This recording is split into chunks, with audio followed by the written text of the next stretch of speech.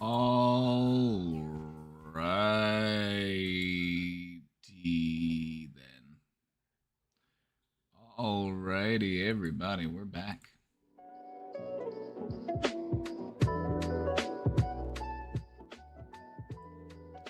We're back, and it's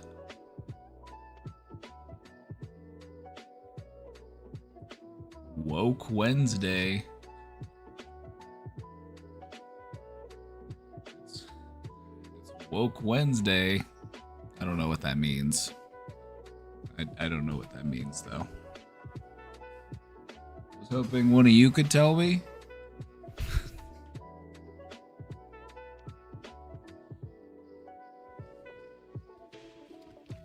You want a donut? You want one? Just go ahead and just pick one. No, don't cut it. Just take one. Nobody wants your half leftover donut.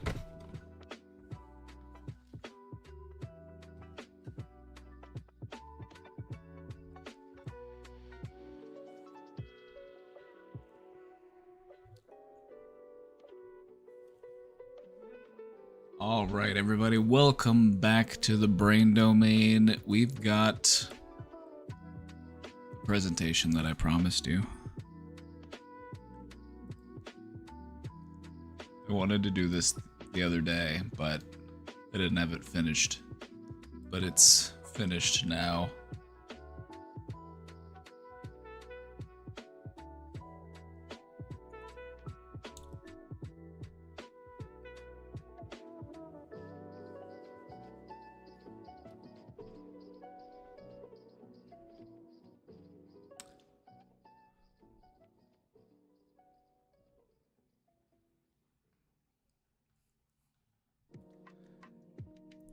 This is gonna be a good one.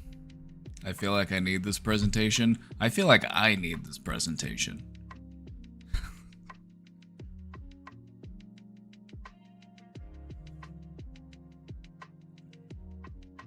The goal of this presentation is to help you regain your focus. That's what we're working on with this.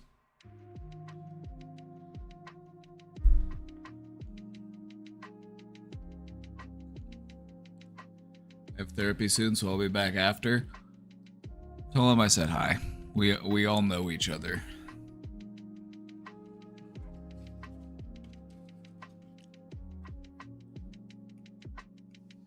We all know each other. We all talk.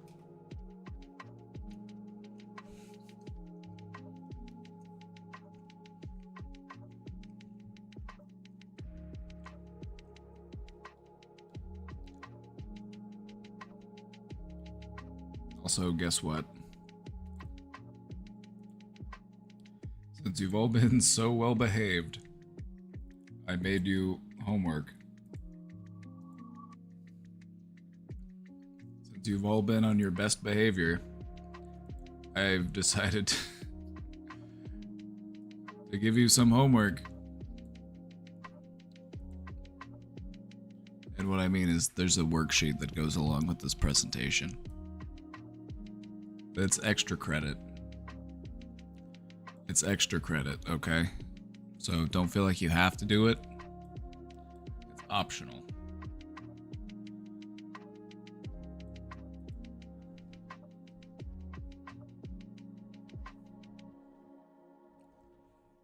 Anyway, we'll get to this soon. We got the question box open, but nothing in it yet. The thing I love about the question box is that over the span of nearly 6,000 questions, we've had some real interesting ones. There's a lot of success stories in there. But what never fails to surprise me is that on one day, you might just pop in and there's just nothing in there. And the next day you pop in and it's like some pretty heavy-duty existential questions.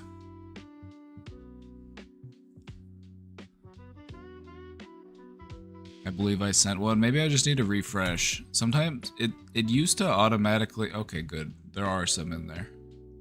It used to automatically keep updating itself, but maybe it's just too full. Maybe I need to change... Maybe I need to upgrade the link. Start a new box. Maybe this box is just getting too full. We're at 5669. That's a lot of Q's. And a lot of A's.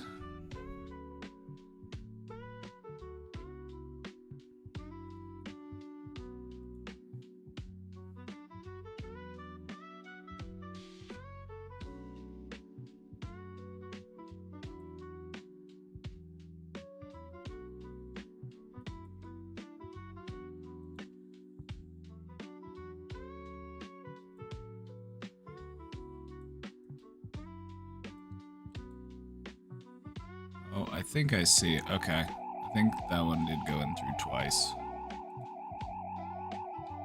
Oh, snap. Zalakin. Zoran LF Goo. Yep.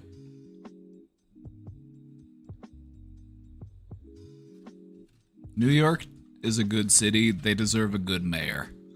They've had to endure some really shitty mayors. So I feel like they need a good one. They need one that can make the city livable again.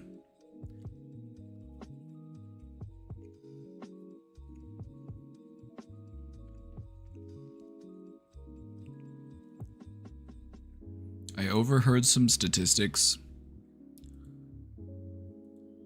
about just how much of the percentage of a person's income they pay towards their rent in New York. And it's honestly just disgusting. Just to prop up this parasite class of land speculators, slumlords, real estate investors. It's gross.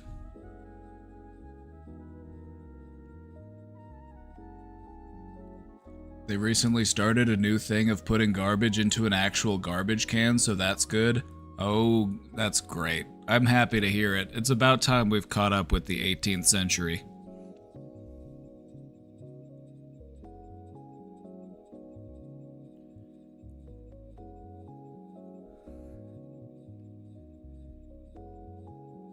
Don't get me wrong, I love New York, but God, it's so gross. Many parts of New York, they just pile their trash up in giant heaps just out on the sidewalk. It's disgusting. Makes you feel like you're living in a medieval village.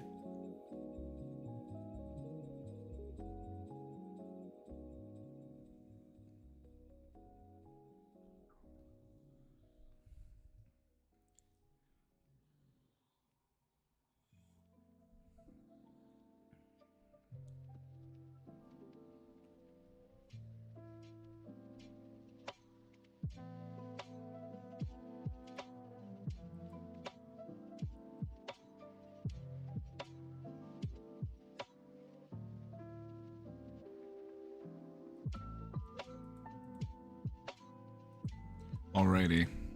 We've got some questions in the box. Let's get right to it. Remember when New York finally cleaned its subways after 100 years when the COVID lockdowns hit?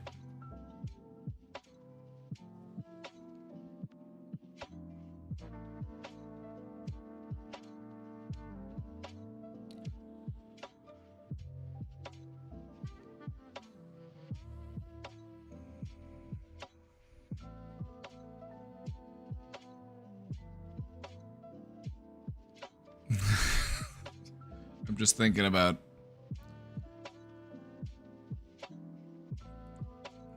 ew. Just gross. There are a few places in the world that get quite as disturbing or just disgusting as the floor in a public transit station, especially in a city like New York.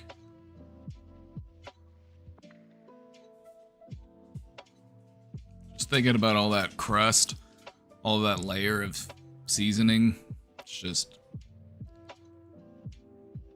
kind of sent my brain into a state of temporary paralysis. Just the sheer disgustingness of it, just...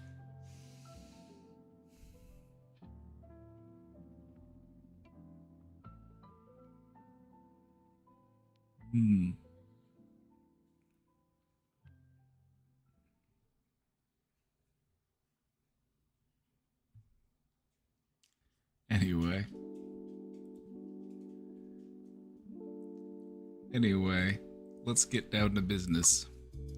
Hi, Papa. I did something I've never been able to do before. Make the conscious decision the night before to change my alarm to allow myself to sleep a little bit later. I would usually get upset with myself if I wasn't able to keep up with my routine, but I noticed my perspective has shifted lately and I find myself being okay with allowing myself time to rest when I need it. I'm really proud of myself and my body is thanking me back tenfold. That's really good.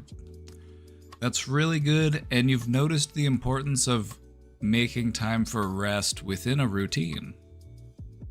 Like, a routine doesn't just have to be stuff I need to get done, stuff I want to do, tasks to finish.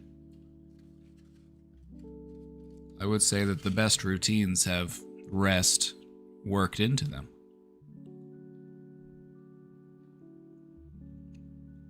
Take a break for a donut.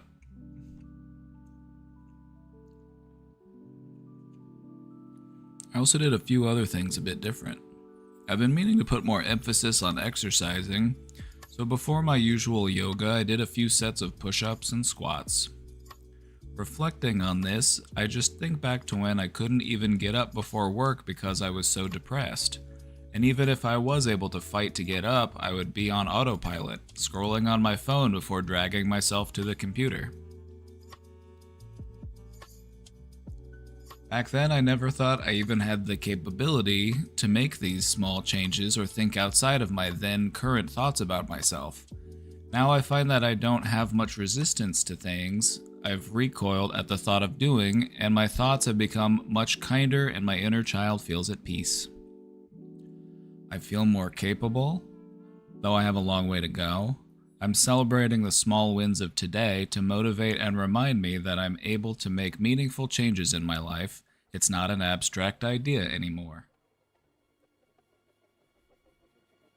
So thank you, Papa, for helping me learn about mental health and showing me tangible ways to fight for the life I want for myself. I didn't have anyone to teach me how to care for myself in a way that really matters until now. Well... Thank you for the update. Thank you for the update. That's very nice. That's very sweet. Thank you.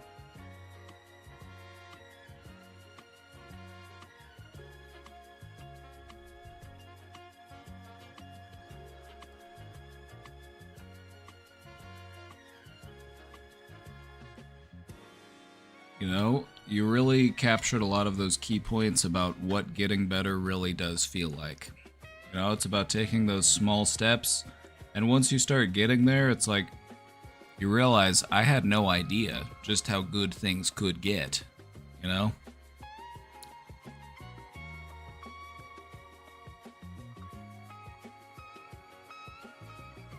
This is a big W.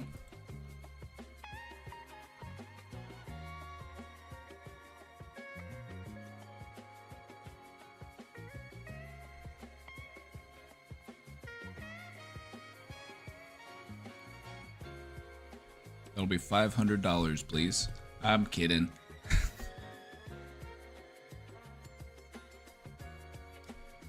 I'm kidding. Do it for free.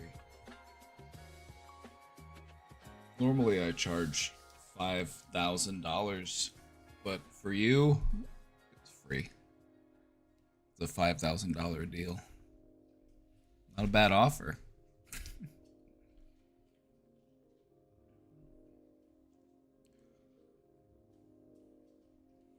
Very good, very good. Love a good update. Thank you.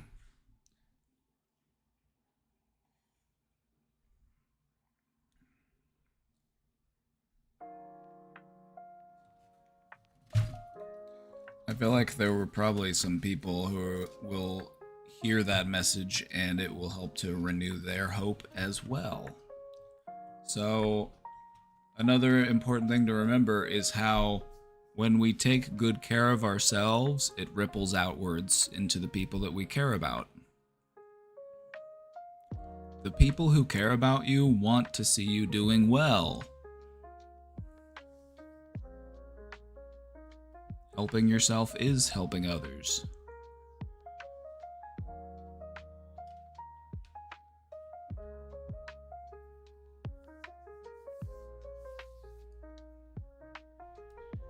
When you find yourself at that place where you feel comfortable, that's when you can really start to pay it forward, you know?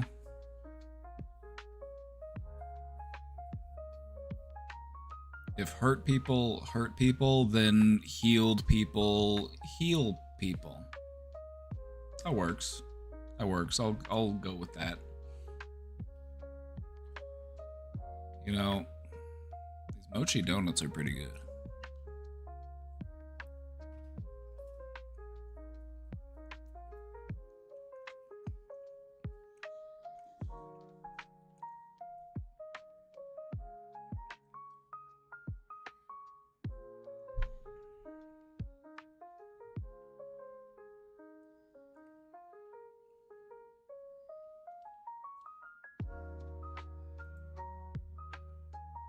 Alright, we've got some more questions to check out, so let's take a look. How can I help with my over-speaking?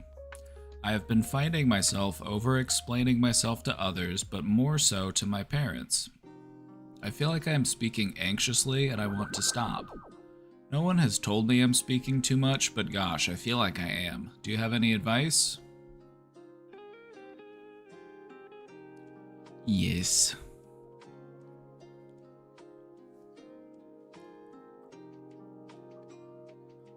While you may be speaking anxiously, or you might even be speaking a little more than you intend to, you probably don't do it as much as you feel like you do. You might just be a little over-aware of how much you speak, and you might feel like you talk a lot.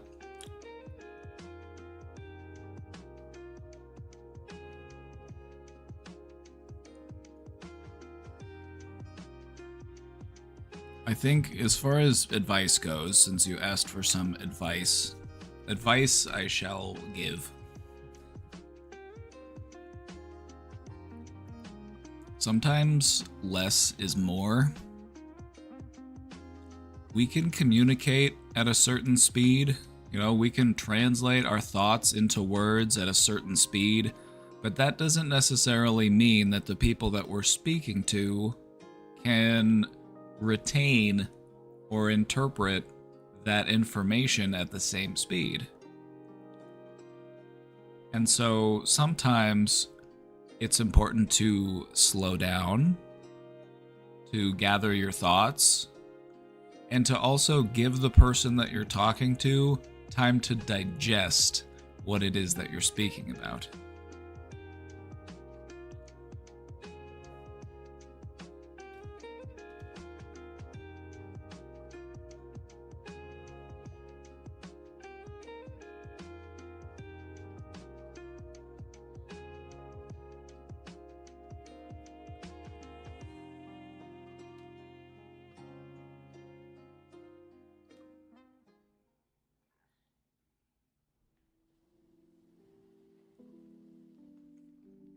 This is my wife's problem. I'm still ingesting the first sentence and she's on paragraph 2.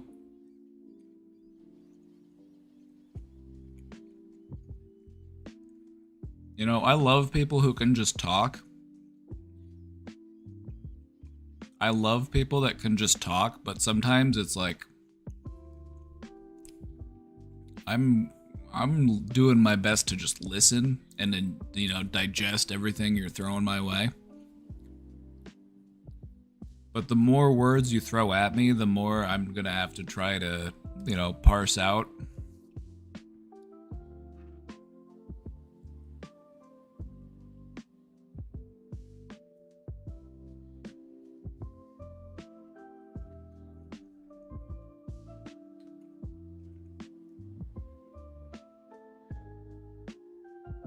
I feel like I overspeak when I feel insecure about a decision I made. Then I'm like talking at them to make myself feel better about the thing I did.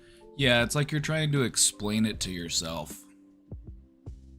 That's part of why we overspeak, is because we're also trying to understand what it is that we're thinking or what it is that we're believing, and we're doing that externally instead of internally.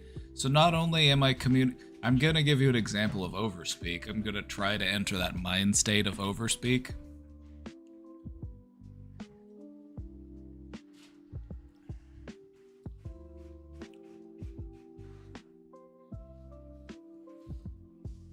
Okay, so the thing about overspeaking is that I actually am trying to understand what it is that I'm saying to you while also explaining it to you. And so I'm going to use a lot of words because it's kind of like I'm just freely associating whatever it is I'm thinking and I'm immediately turning it into words. I'm not actually taking time to sit there and think about it, process it, you know, internally. I'm just putting it right out there.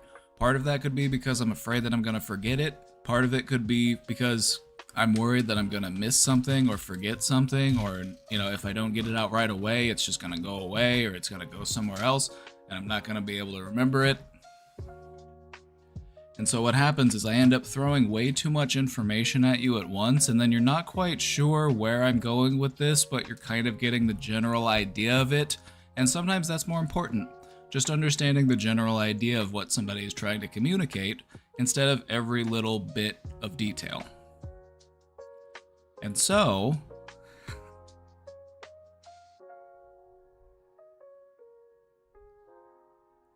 sometimes it's nice to just slow it down a little bit and think about what you want to say before you say it. Now, you can still externalize thought because that is a really important part of how we develop understanding. That's why we talk to each other. I want to tell you what I'm thinking, and then I want to hear what you think about that. But there should be some back and forth. We want people to feel like we're talking with them and not just talking at them.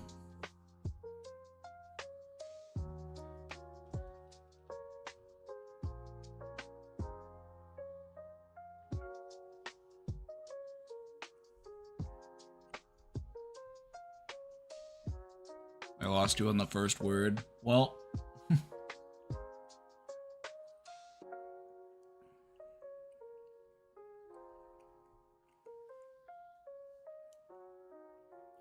during arguments, I have to insist on the slowdown, and also everybody has to put their phones down. We go extra slow, things get better.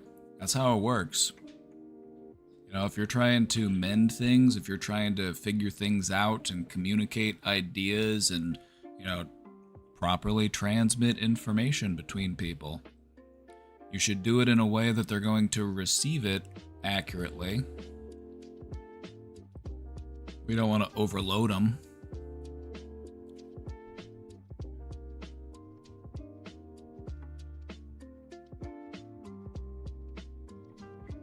So try to speak at the speed of understanding rather than at the speed of thought.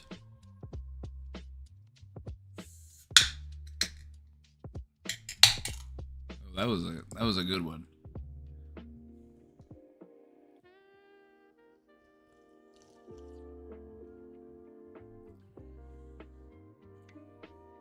Thank you for the 25 months. Let's go.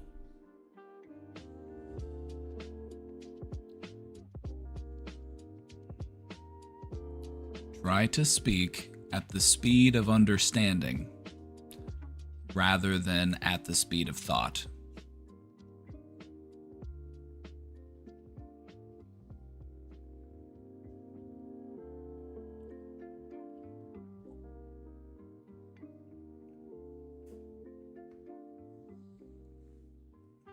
I like that one.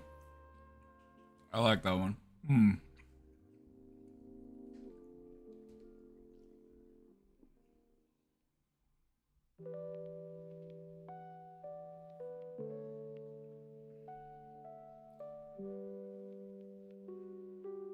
I had a good friend once who always took her time to respond. As a teen, it was almost unbearable, but I was one of her only friends who would just sit quietly and give her time.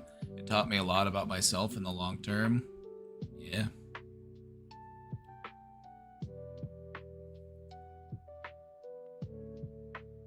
People will often feel that anxiety to like speed things up or to get things going or to do things quickly, and I feel like if we're being honest, I feel like a lot of that ties back to our awareness of our own mortality. I feel like a lot of that turns back to, you know, some really primal drives within our psychology.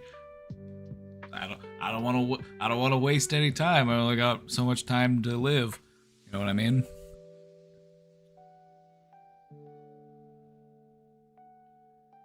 But it's important to take time to slow down because that's how you are able to actually savor life.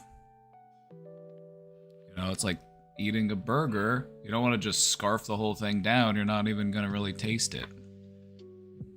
Like a dog. Like a dog eating a cheeseburger. No, slow down, take bites, chew.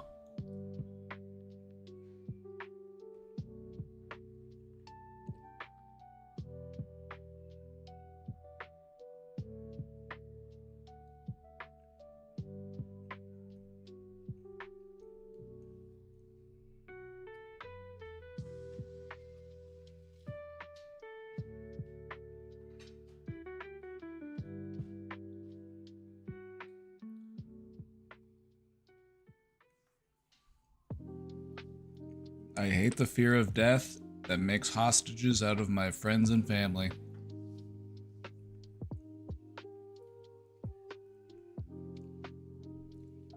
You know, if you can just get over that pesky fear of death that so many living creatures have, like, it's pretty smooth sailing from there.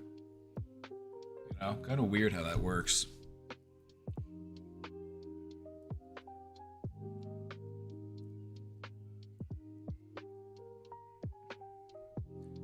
Don't get me wrong, I still think death sucks, but I'm not afraid of it. There's a difference.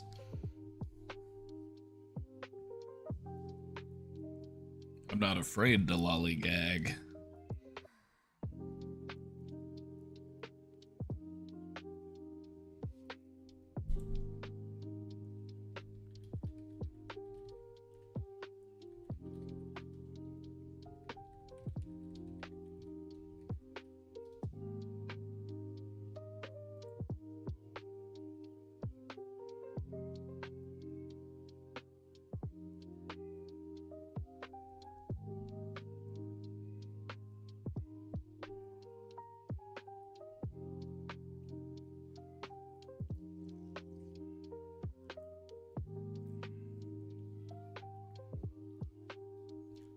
Born to dilly-dally. Forced to fight fascism.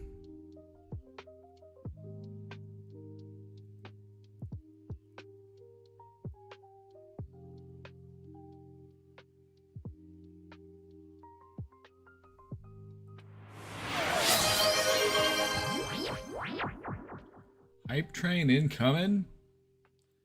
Row your motorboat with the 48 months? Chat, show some respect. I can't even remember where I was 4 years ago. I mean, I was here, obviously, but different.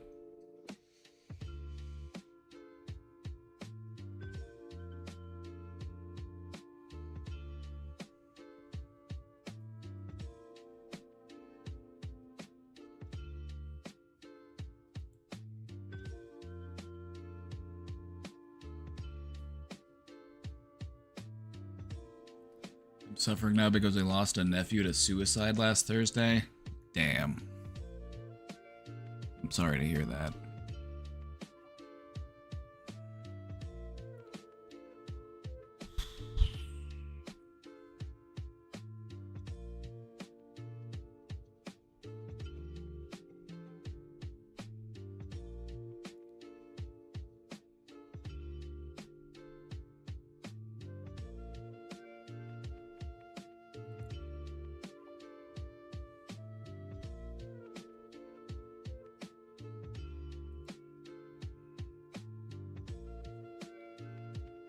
Hope everybody's hanging in there okay.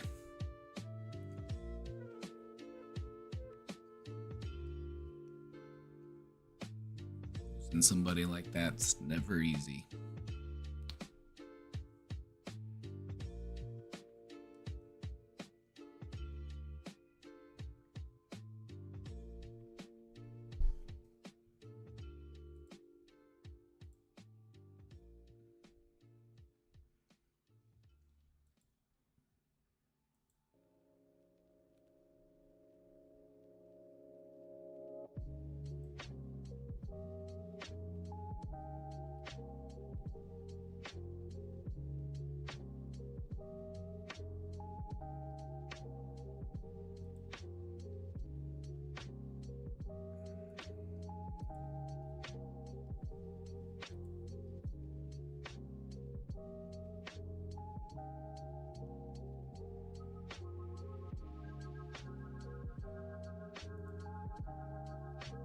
No, we're here for you.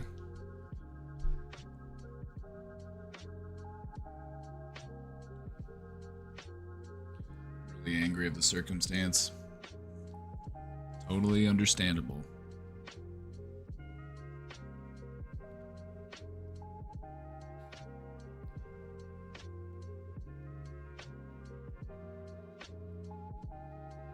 You know, it's never easy to lose somebody like that.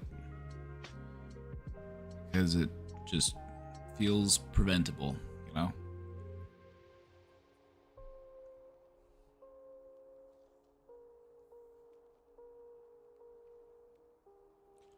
It's just one of those days.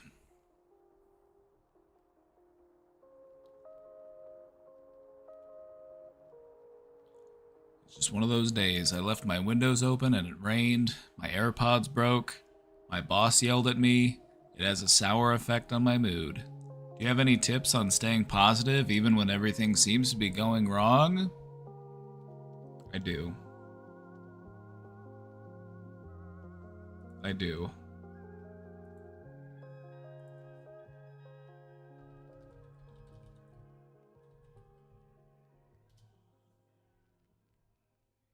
I have the perfect video for you.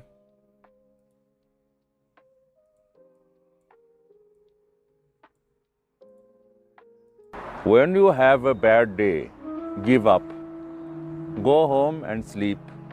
Fuck it. Try again tomorrow. Not every bad day can become a good day. Some days are fucked and cannot be unfucked. When you have a day that is fucked beyond repair, that is the universe speaking to you, sending you a message. Listen to the universe. Go home. Save your energy.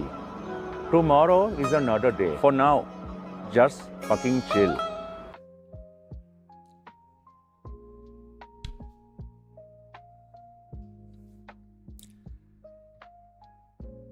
It starts out so motivational and then he says give up. Well, no, sometimes it's about a strategic retreat.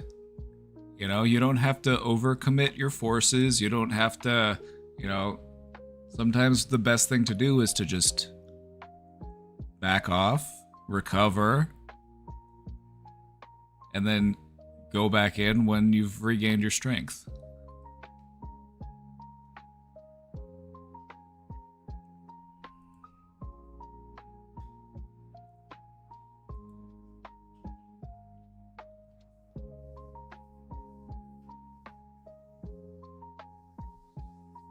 He's saying get ready, not give up. Yeah, he's not saying give up. I mean, he is saying give up, but not that. That's not what he's really saying. He's saying go home, get ready for tomorrow.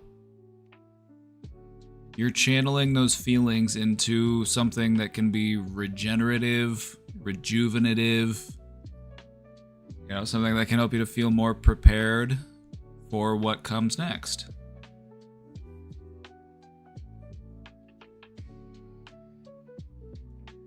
These are one of those days where it's like, all right, I'm going to go get my favorite snack. I'm going to watch my favorite show. I'm going to put on my favorite sweatpants. And I'm just going to chill.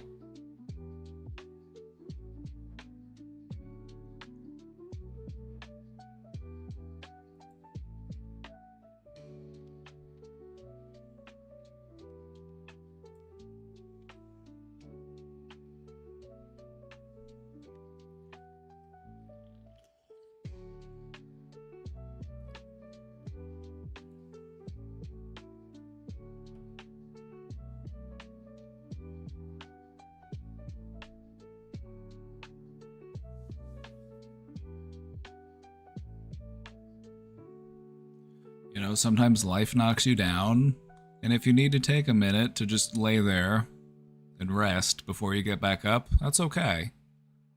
What matters is that you get back up.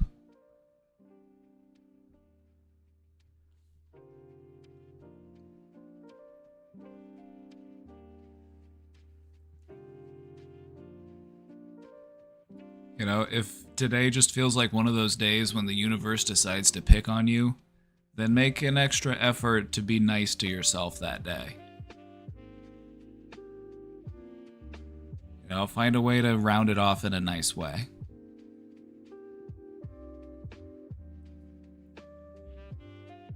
Take a bath, light a candle.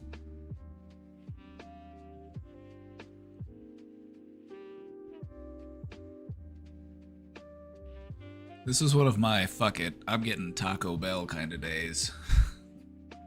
You know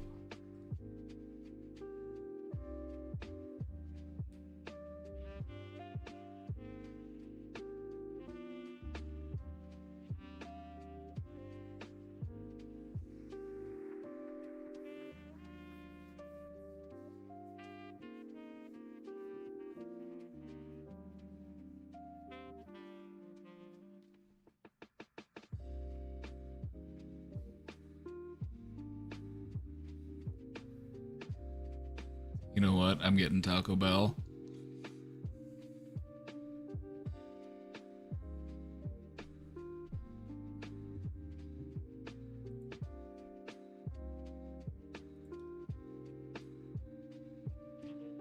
This does remind me of a Limp Bizkit song. It's just one of those days.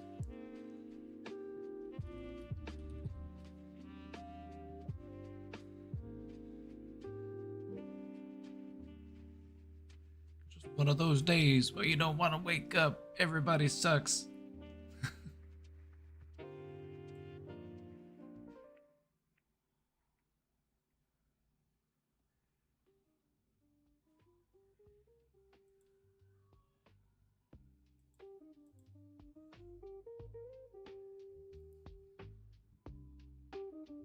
Give me something to break.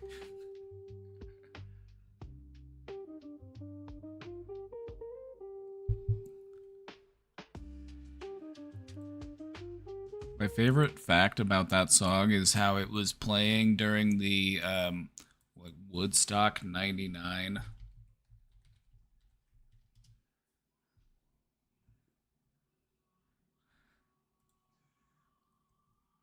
Woodstock 99 is one of my favorite bits of pop culture history. They were trying to redo Woodstock, except for all the wrong reasons, and so they just ended up creating this terrible nightmare of a scenario. And there's a whole documentary about it. They really get into just how bad it was. I'm talking like raw sewage, scorching temperatures, overpriced water, just everything that could go wrong did go wrong because it was Woodstock by capitalists. And Limp Bizkit was playing their song Break Stuff, and people started to break stuff. And then Korn went on, and they were playing these like heavy metal band, like I don't know if they were heavy metal, but they were like metal bands, and people were like starting fires and stuff.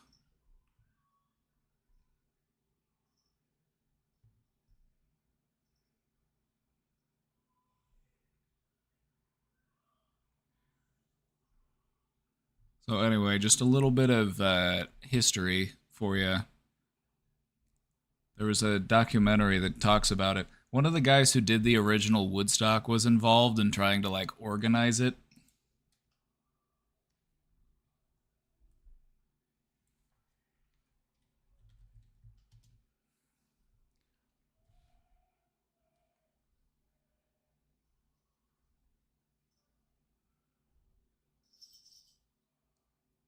Yeah, it was a Netflix documentary. Trainwreck, Woodstock 99.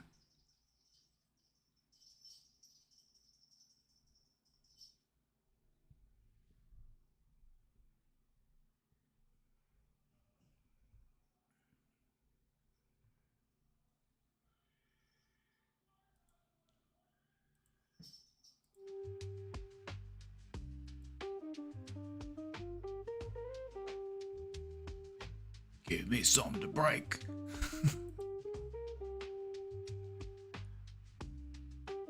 My uncle actually went to this. I bet it was terrible. Everything I heard about it made it seem like it was literal hell. He asked me if I wanted to go when I was like 10 and my mom wouldn't let me. That was probably for the best. Probably a good call. Oh, hi, miss. Oh, look who's here.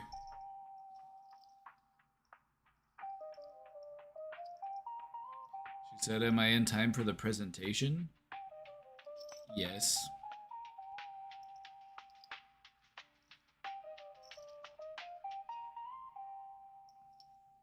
You're in time for the presentation, miss.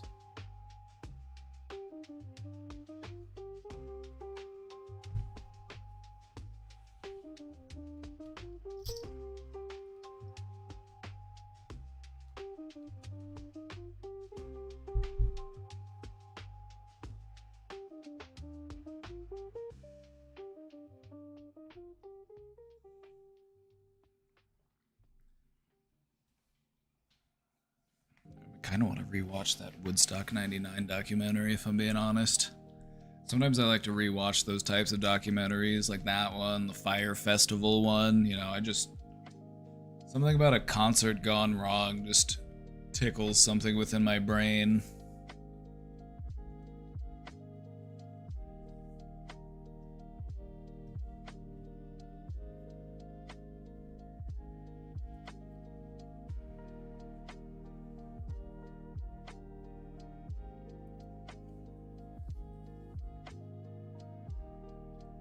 Alrighty, everybody. Didn't Burning Man have something like that? Burning Man, it was like a year or two ago. Burning Man had these like once in a century rains, and it just turned the entire like salt flat into this just like corrosive mud.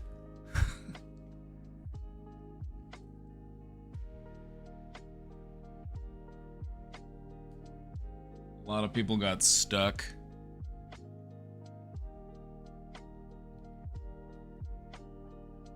Yeah, it was not good. Not good. The thing about a lot of these things is that whenever tech bros get involved, it just becomes ruined. Tech bros just have a way of ruining things. They ruined Burning Man.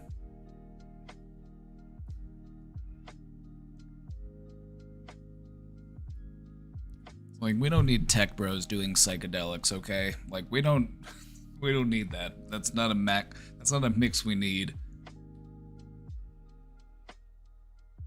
Like, we don't need MBAs dropping LSD. It's gonna somehow make them even more sociopathic.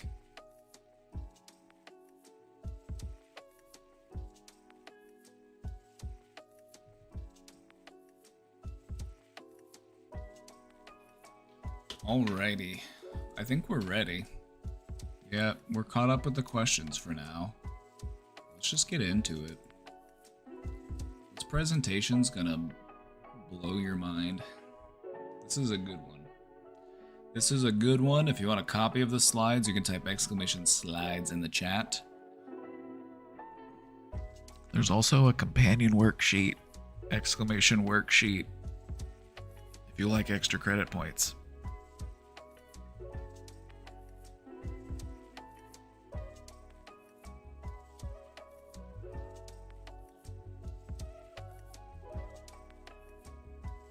Today we're talking about how to pay attention to where you're paying attention.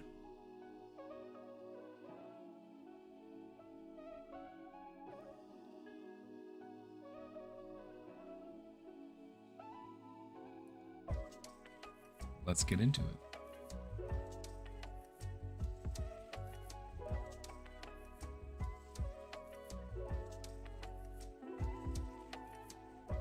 Where does our attention go?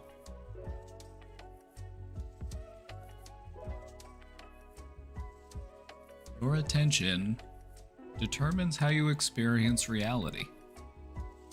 It's that lens that you look through to interpret the world, to interpret your relationships, or even your own identity. Beaver, I don't have room for 2 cats on my desk. Miss Poopy got here first. You got beat. She got here first, Beaver.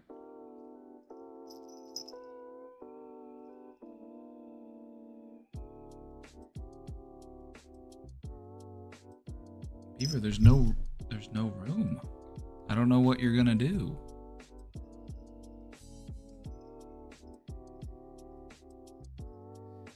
He doesn't care. He doesn't care. Look at him. He doesn't give a shit. He says, I'll get in the way. Oh, hi, buddy.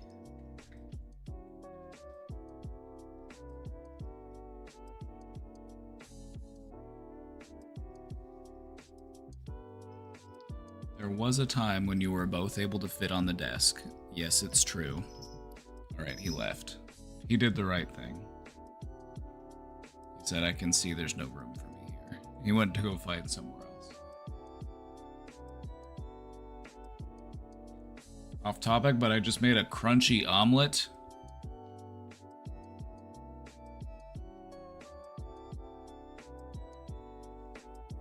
Were we aiming for crunchy?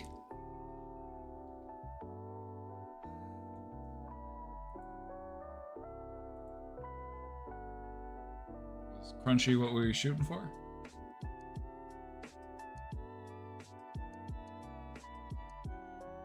What do you think, a little eggshell?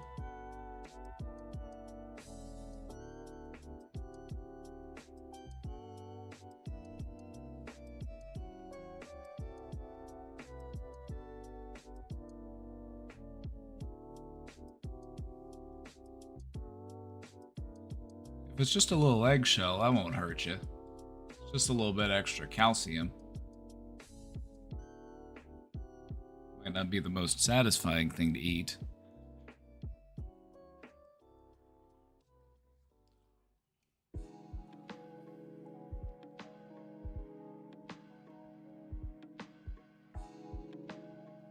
All right.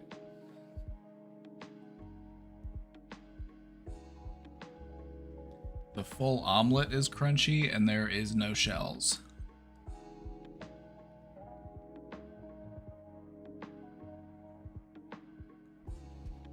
Um.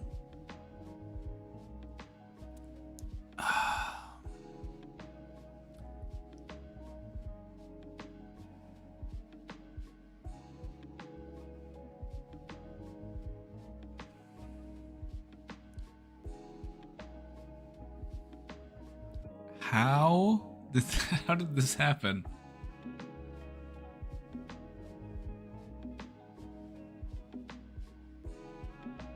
Can you take a picture?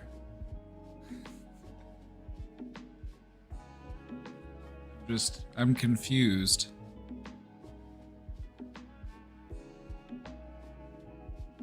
I threw in a handful of uncooked rice.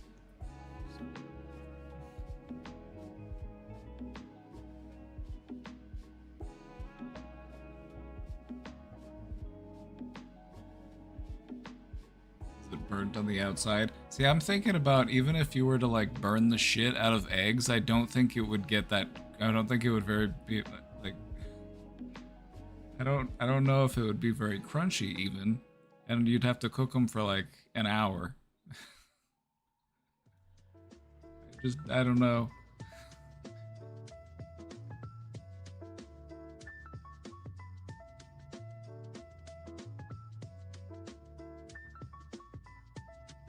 Put some beads in it.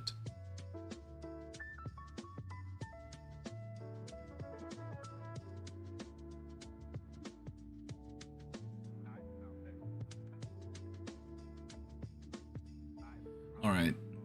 Let's go back to it. I need to pay attention to where I'm paying attention. I got distracted by a crunchy omelet. You don't hear that every day. Your attention determines how you experience reality. And the thing about attention is that most people don't consciously choose where their attention goes. For most of us, it's being pulled constantly in different directions by our habits, by our stress, by the media, and by emotion.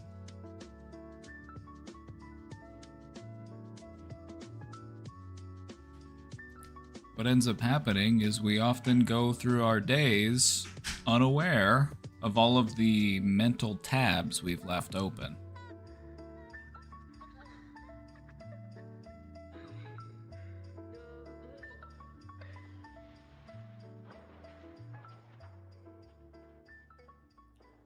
So let's take a moment for a little bit of reflection.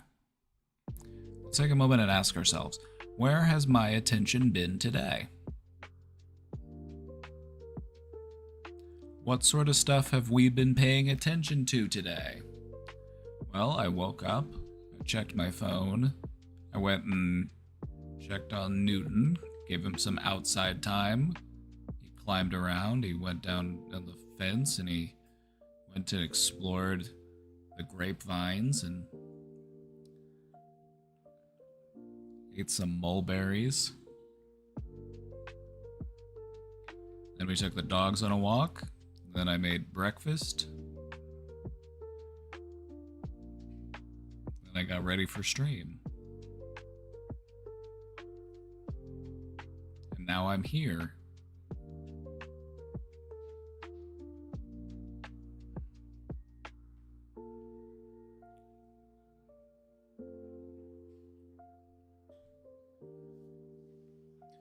The news, it's probably the news for most of us. I know the news has been pulling my attention away pretty regularly.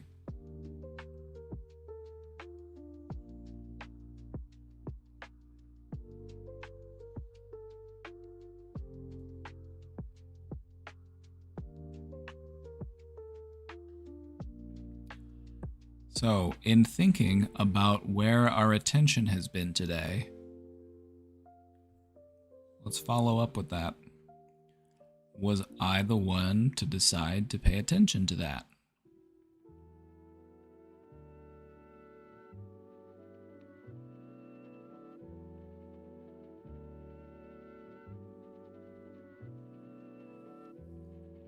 How much of what I've paid attention to today was because that's where I decided to pay my attention versus something was calling my attention in that direction?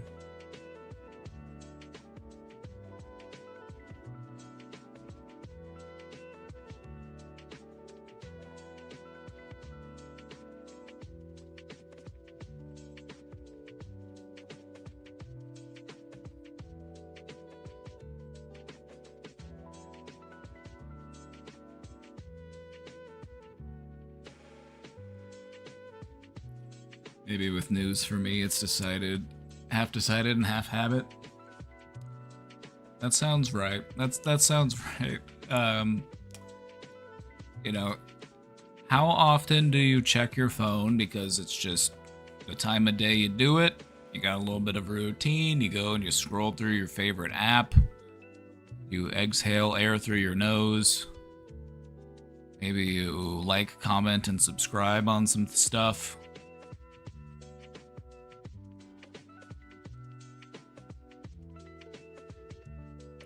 And how much do we do it just because it's what we're used to doing?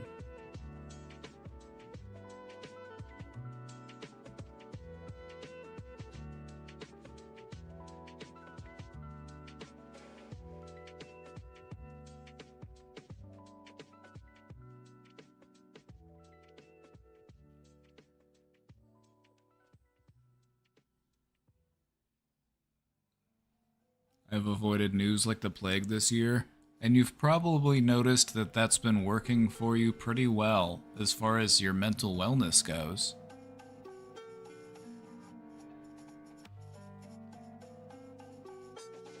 This is a little bit of a topic for another day, but it's still worthy of mention here. The 24/7 news cycle is harmful to people, but I don't think that we're ever going to let it go. We are addicted to new information. And sometimes we overindulge in that addiction. We might spend far too much time informing ourselves about stuff that's happening completely outside of your life.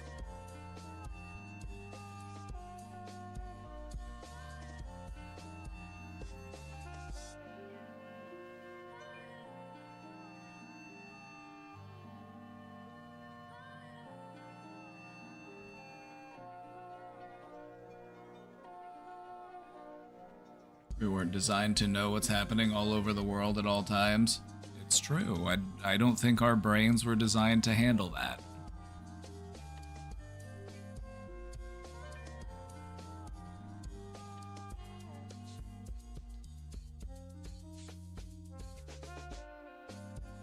So ignorance is really bliss. It can be, but it's not the only way to find bliss. You know, I feel like a person who's very aware, but I've found that what's more important is not how aware am I, it's where am I putting all of that awareness. Which ties us back into the topic of today's presentation, how to pay attention to where you're paying attention. Your awareness is a strength, but we can also recognize that over-awareness, overthinking, can be a deficit. So it's not about not paying attention to things as a means of reducing our stress. It's about recognizing how much attention we're paying, how much of our energy we're directing into these different outlets.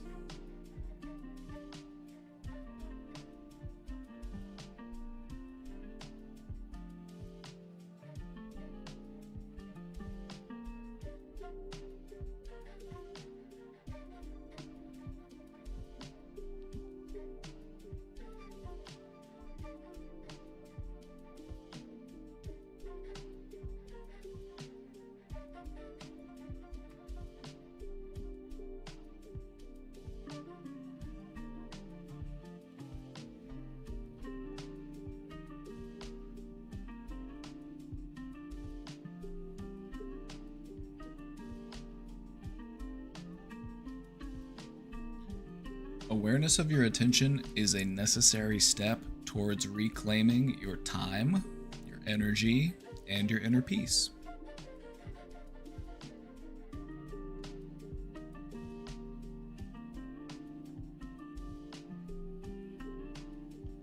So let's get into it. Let's get into it. Let's take a moment to think about thinking. Let's talk about metacognition, which sounds really cool. It's a really fun word, isn't it? Metacognition. It just means thinking about thinking. Metacognition is your ability to observe your own thoughts, your own mental processes. It's your internal observer mode.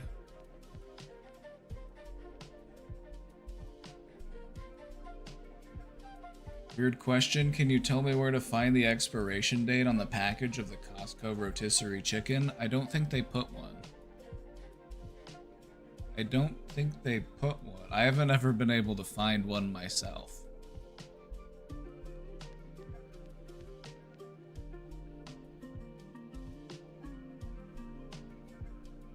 But they're normally good for a little while.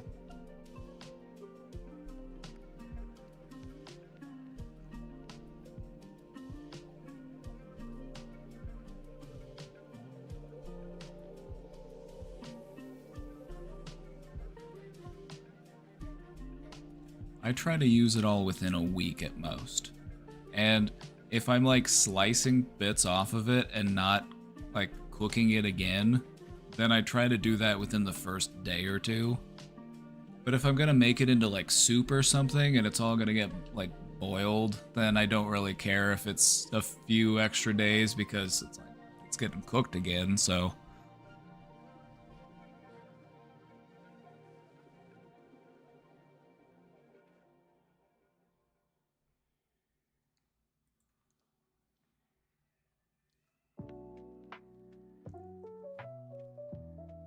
Love those things. We just got a membership. Hell yeah. Costco rotisserie chicken's awesome. Make it into chicken sandwiches, chicken pot pies, chicken fajitas, chicken soup, chicken enchiladas. I always boil the bones and make a nice bone broth.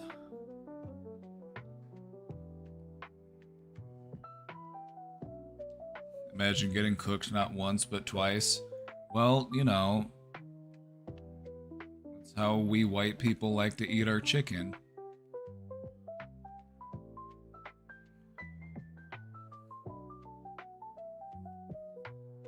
The more cooked, the better.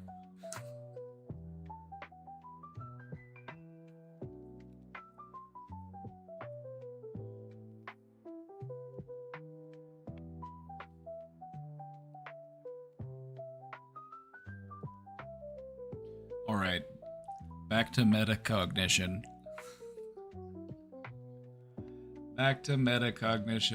Alright, let's talk about thinking.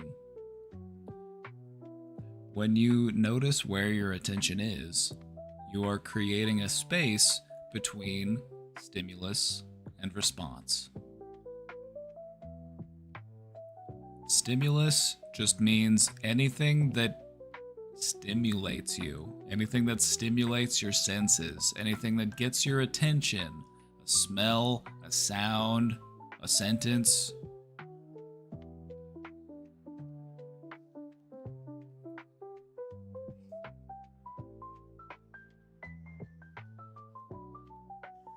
And this is what you're trying to do. You're trying to put some space in between the thing and how I respond to the thing, so that it gives you more time to react, or to respond rather than react. That space is what allows you to go over your different choices, to reflect on your intention, and to figure out which direction you want things to go in.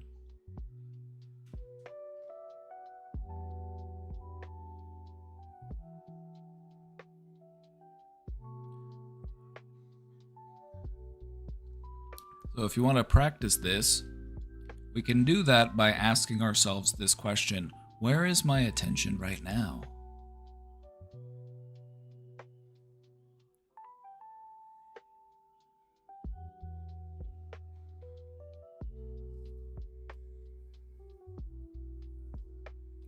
It's like taking a step back from yourself.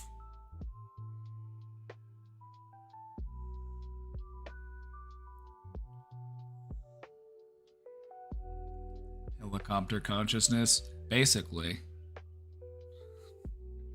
we're trying to take a step outside of ourselves because we can get so dialed in. We can, born to dilly-dally, forced to lock in.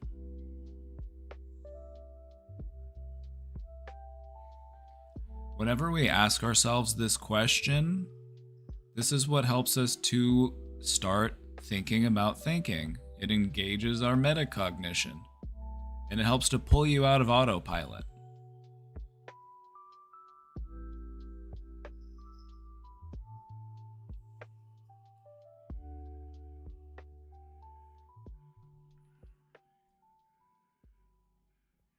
Your awareness is like a compass. It can help you to decide if your current focus is aligned with your values, your goals, and your needs.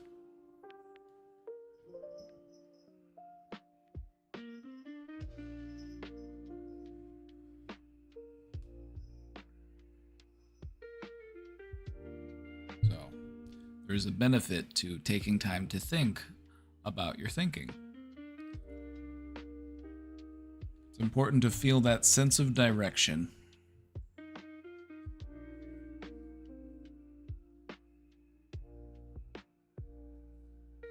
Here are some signs that your attention might be out of alignment.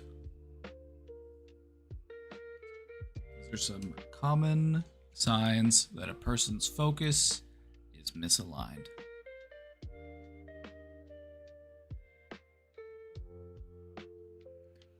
Is there such a thing as having divided attention to the point of not having attention at all? Oh, don't worry. I think that's like number 3 on this list, but I say it a little bit differently, but yes.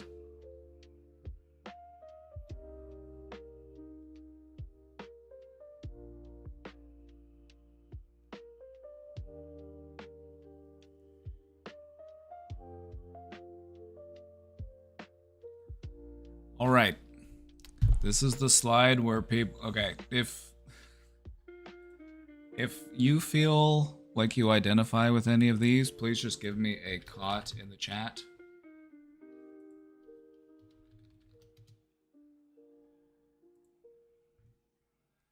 Some common signs that your focus is misaligned.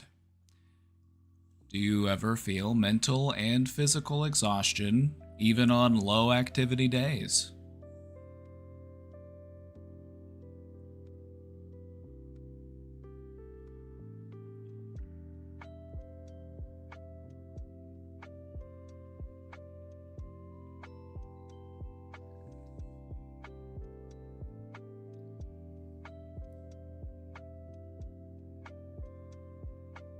Do you ever feel like the day has slipped away with nothing to show for it?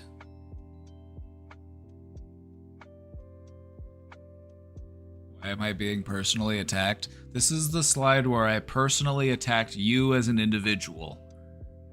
In spite of the fact that so many other people identify with it, it's important for you to remember that I am specifically targeting you as an individual.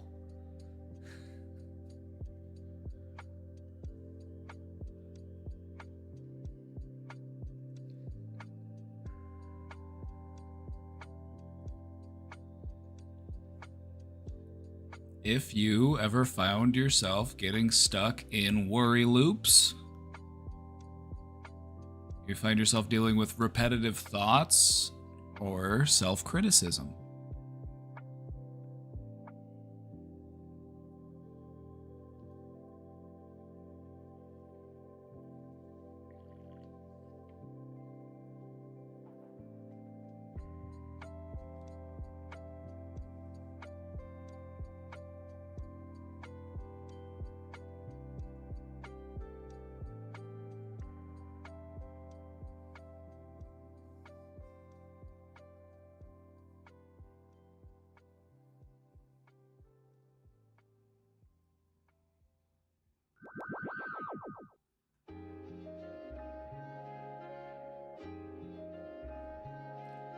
If you ever find yourself multitasking but rarely feeling present,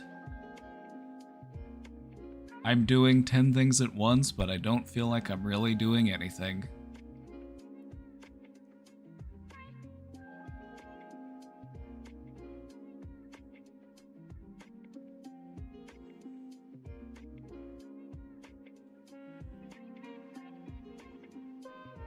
Or maybe you're on autopilot.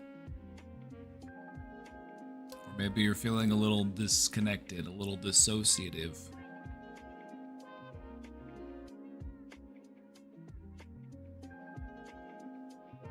If you ever find yourself experiencing shallow breathing, muscle tightness, maybe some stiffness, your neck, your shoulders, your back, your hands.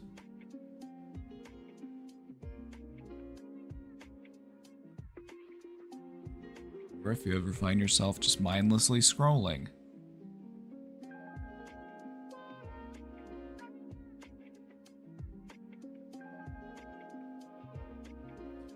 It's important to note that our attention can often be caught in these draining loops without us even realizing it. Which is why it's important to get into that practice of checking in with yourself. What am I paying attention to right now? So that you can notice when you're in the loop.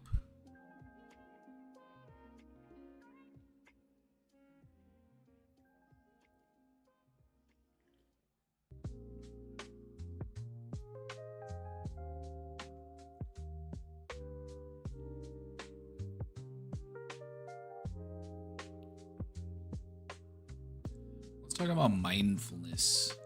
Mindfulness as a way to recalibrate our attention. Mindfulness is all about watching your mind with a sort of gentle awareness. I am just observing. I am not attached to my thoughts. I am just aware of my thoughts. I'm not judging myself for the thoughts that I'm experiencing. I'm just watching.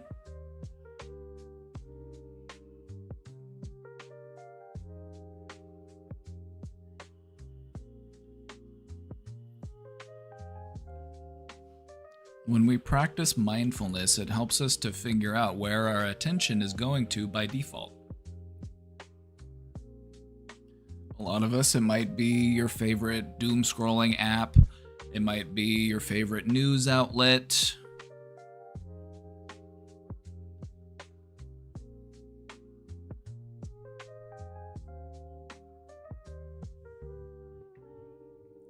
It could be going towards your anxiety.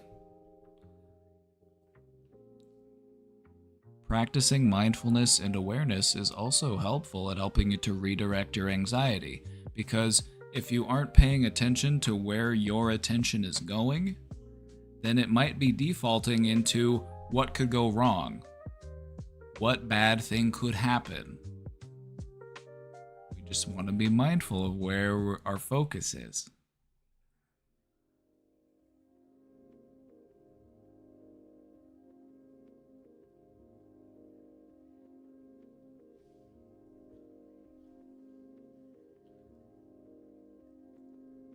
Mindfulness practices make it easier for you to shift your focus. And there's so many simple ways you can do that, just to basically just put a pause on the moment. Just pause and take a few breaths. You know, taking 60 seconds to do a body scan. You know, how am I feeling right now in my body? What sort of things do I feel in my body? Do I feel comfortable? Do I feel warm? Do I feel cold? Do I feel any tightness?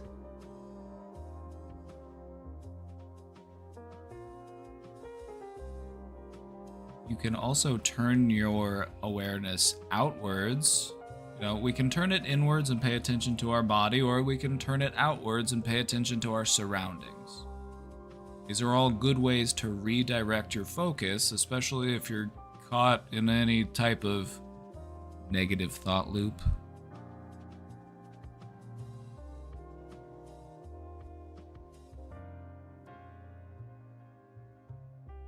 Mindfulness is kind of that way that you calibrate your mental compass.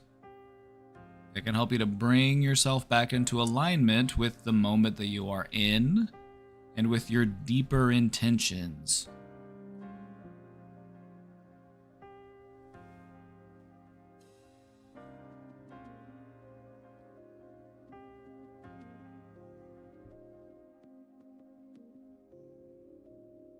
The more you practice, the easier it becomes. You'll notice those moments when you catch your attention drifting away, and you get better at gently bringing it back.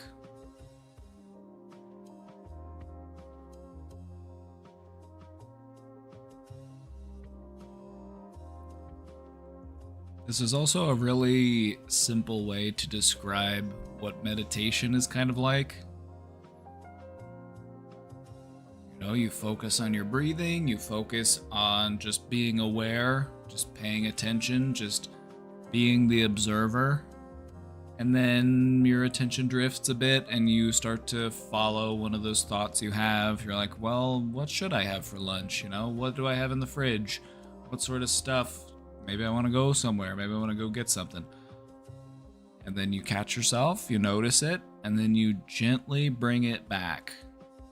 Just being aware, letting those thoughts drift by. And it's important to do it gently. We want to practice compassion when we're doing this. I don't need to be harsh with myself. I don't need to be critical with myself when I am redirecting my attention back onto my awareness.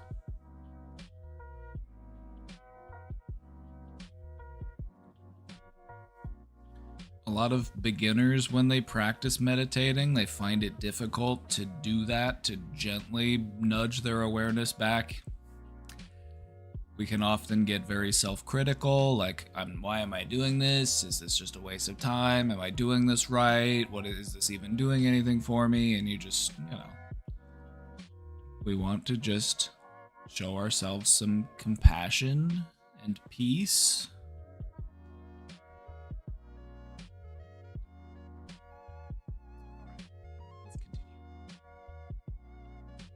Let's talk about the mind-body connection.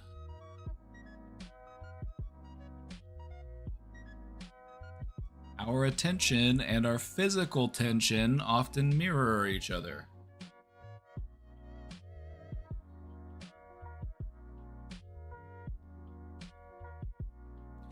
It's not just your brain that likes to hold on to stress, your body likes to hold on to it too.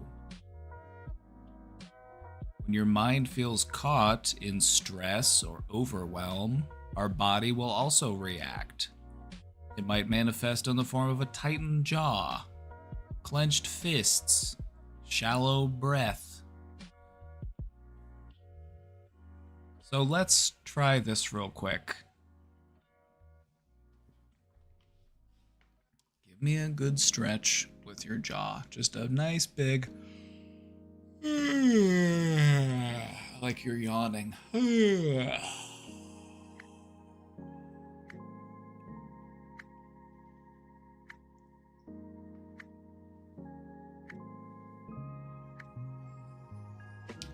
Go ahead and unhunch your shoulders. Just make sure your shoulders aren't up here. Just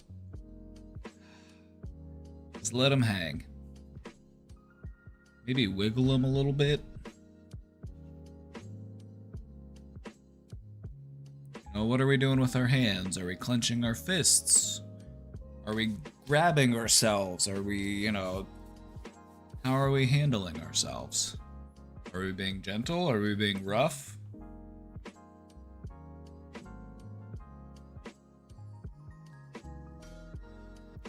How are we breathing? Are we breathing in a relaxed way? Are we taking big, deep, satisfying breaths?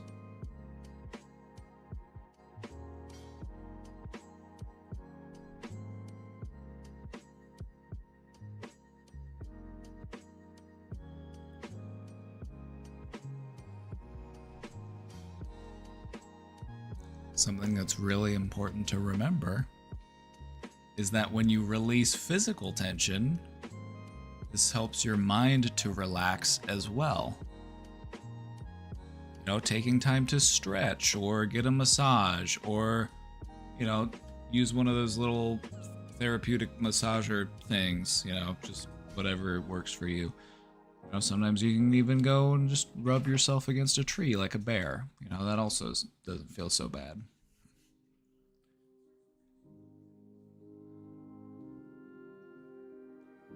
It's important to remember that your mind isn't the only part of you that holds on to stress and tension. Your body does as well, and the two are more related than you might realize.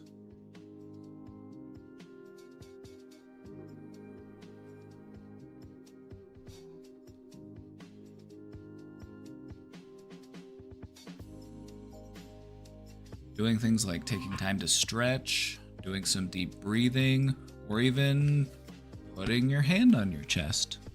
You know, it sends signals of safety to your nervous system. A lot of what fuels stress is a deregulated nervous system. Your nervous system exists in both your body and your mind.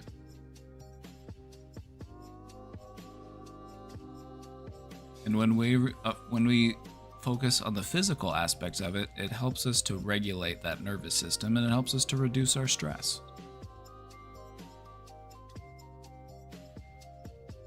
They should teach this in school. I highly agree. I feel like emotional regulation is something that should be taught to people at a young age.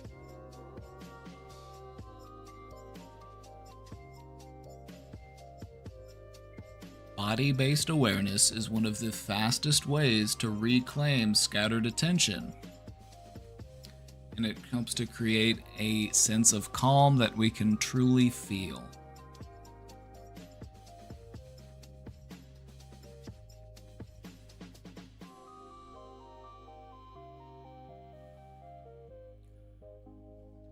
So give this a try. Let's take a moment. You can close your eyes and just try to pay attention to your tension. Is there any part of your body that's holding on to tension right now? Maybe you're holding some tightness in your shoulders or your arms or your hands or your legs. Try to pay attention to where that tension is so that we can release it.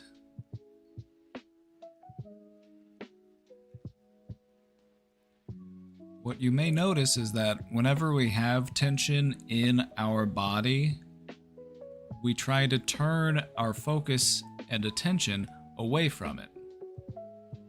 We try not to think about it.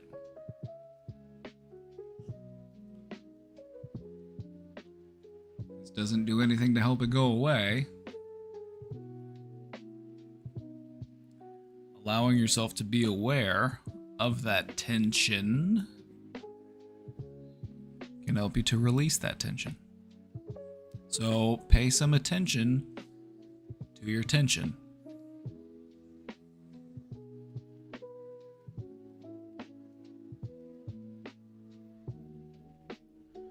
I'm learning emotional regulation at 35 with DBT. I feel like everybody should learn emotional regulation. You're in there doing that and learning that, and you're probably realizing this is something that most people could benefit from. How do I release tension in my head? Which part?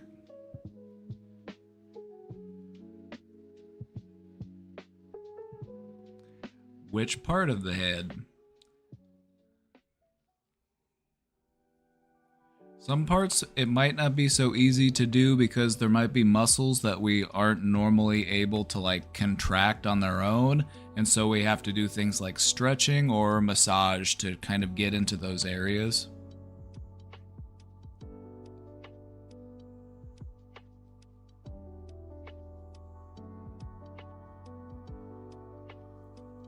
I will say from personal experience, a lot of the tension that I've ever felt in my head actually ties back to like my neck and shoulders more than anything else.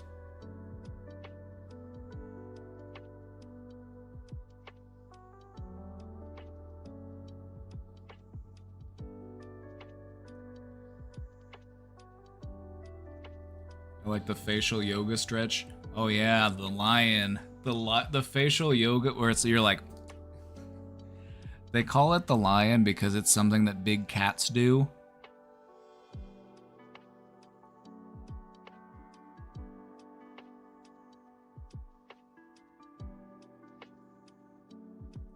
And I'm gonna do it for you. I'm gonna show you. It kind of looks like this.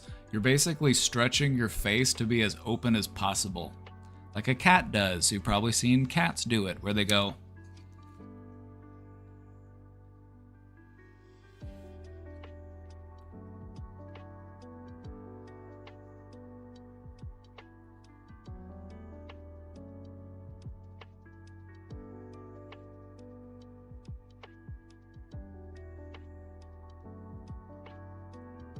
Give it a try, it feels nice. What you'll notice is, ooh, I'm holding on to tension in my face. That stretch will kind of like, ooh, you might feel a little bit, you might feel a little, like a little tenderness, a little soreness.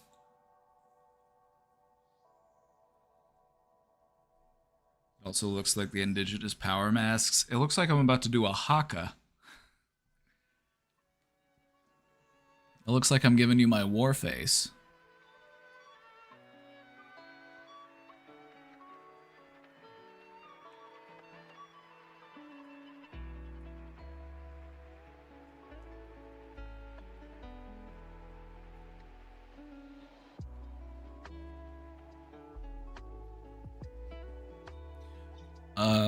One of the things I like to do for like my neck, for example, to try to relieve tension or tightness there is to just draw a big circle with my head and just try to do it as slowly as I can. So you can kind of start with, you know, either put your head on one of your shoulders or kind of start like down in the middle and then just slowly.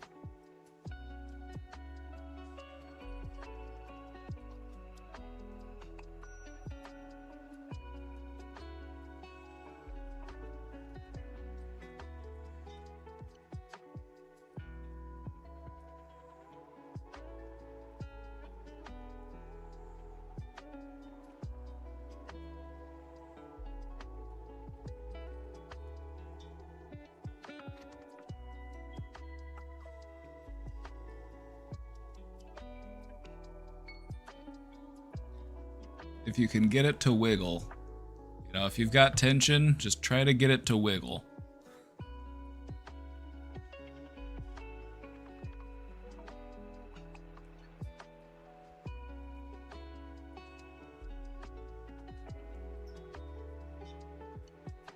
All right, let's go over some practical tools.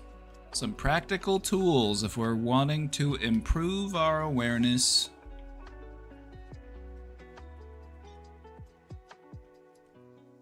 Okay, we'll bang my head on a wall. Not what I suggested. I do not advise that.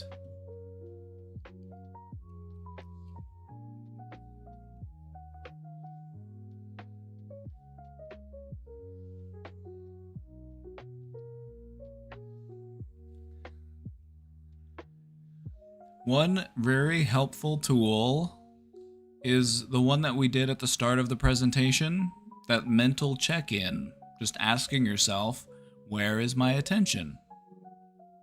Is it helping me right now? So let's do it again. Let's just take a moment. Where am I paying attention to right now? Has it shifted in these past few minutes?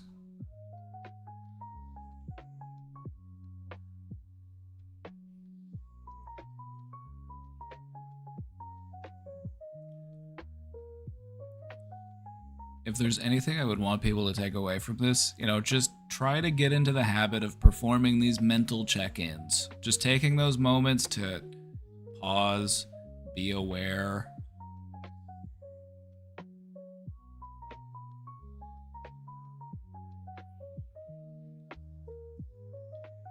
Another helpful way to improve your attention awareness is to set as many reminders as you need in order to reconnect with your attention. Set it as your phone wallpaper. Set alerts for yourself in your calendar. Put post-it notes in different places. There's no shame in needing reminders, and use however many you need.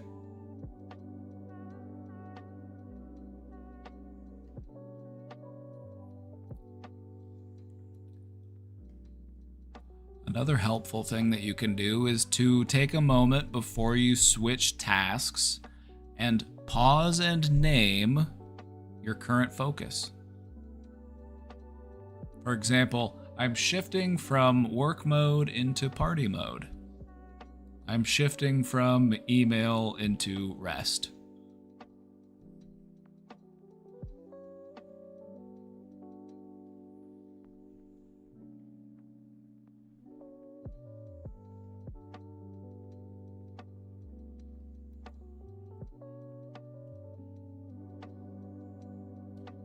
Journaling, as always, a nice way to keep our thoughts in order. You could take a moment to pay attention to where you've been paying attention by journaling about it. Reflect on where your attention was, how it made you feel.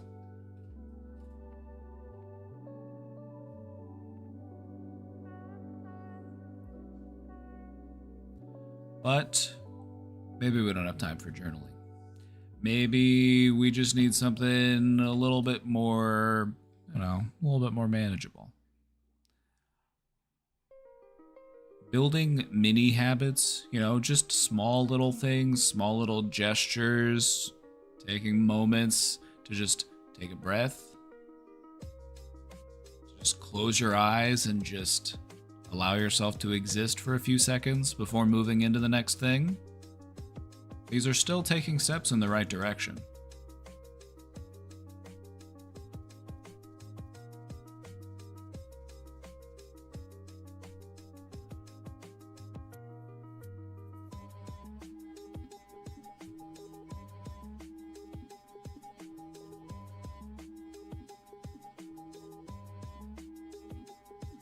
So, why does any of this matter? Well, let's talk about it. Why does any of this matter? Well, because your attention is your gateway to experience. It's what influences your mood, the decisions you make, your sense of self. And when we aren't aware of where our attention is going, we might get caught into this state of living reactively. We're always chasing or dodging thoughts.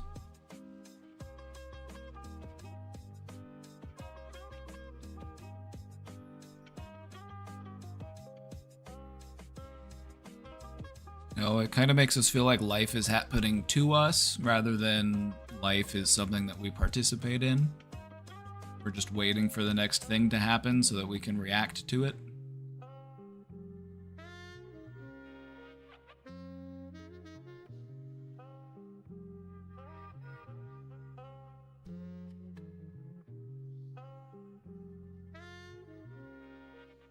It's just my life juggling thoughts constantly.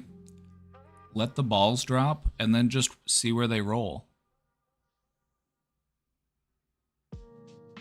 Don't worry, you'll pick them up again later. It's not going to be that big of an ordeal to pick them back up, but just let them roll and just watch them as they go. And what you may realize is that maybe I don't need to pick all of them back up. Maybe I can leave some of them on the floor. Maybe one of them fell into the trash can. All right, I'll just go ahead and leave it in there. No need to dig it back out.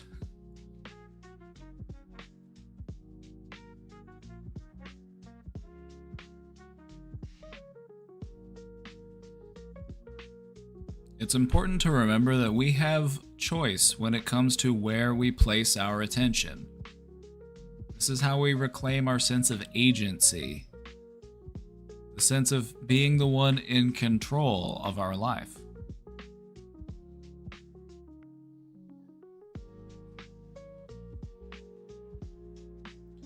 When we practice this awareness, it creates a ripple effect for us. It improves our focus.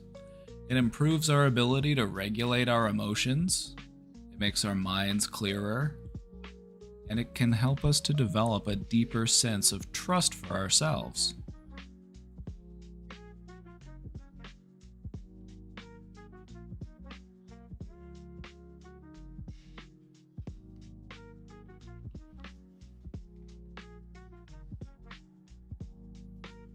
So it's not about doing everything perfectly.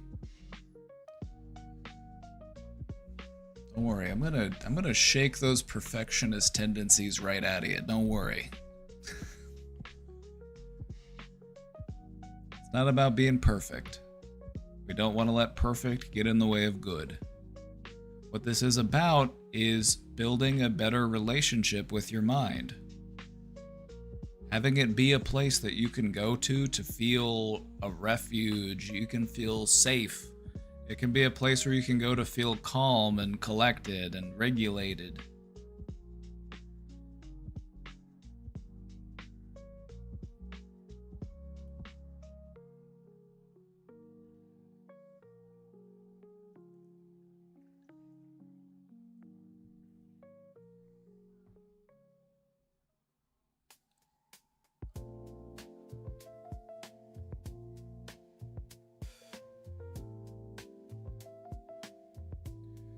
You know, we live in a world where our attention is just constantly being called in 1,000 different directions. You need to know what's going on in the war. You need to know what's going on the latest episode of Love Island. You need to know what's going on with the, city name sports team.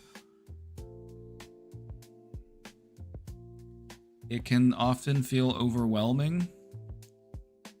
And it can often feel like I don't have time to stop and think about my own thinking. Because if I do that, then I'm missing out. If I'm not staying up to date, if I'm not staying dialed in, then I'm not doing what I'm supposed to do.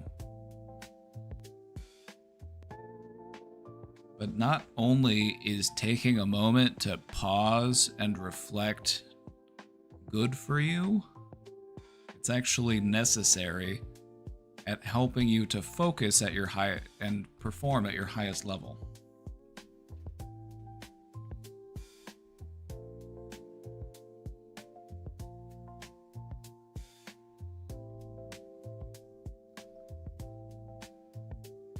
If you want your mind to be a place where you can go to feel safe, you have to build that place. And the only way that you can do that is if you do it intentionally.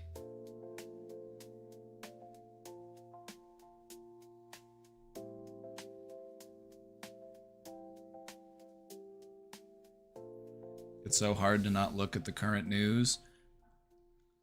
I'm with you on that one. And so I only allow myself to do it in the morning and in the evening. I don't need to be checking it every 10 minutes.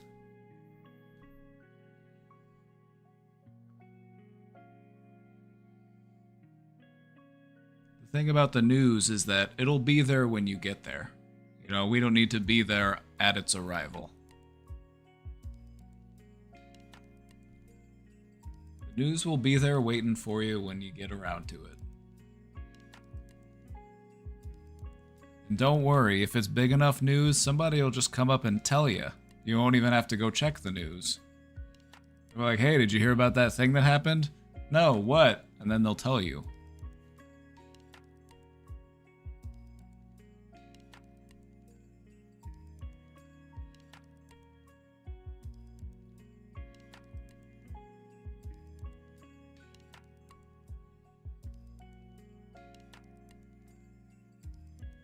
That's how I get my news involuntarily.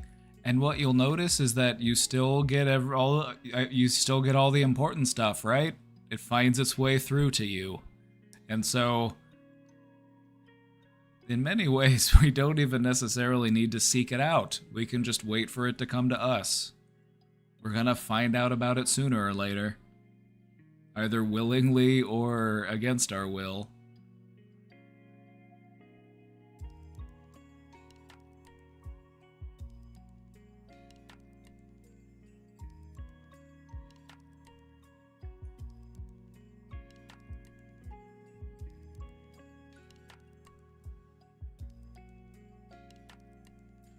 I've only been reading local news and science news, really. Not sure what's going on with politics, but I'm assuming bad things. Yeah, just a little bit of World War III.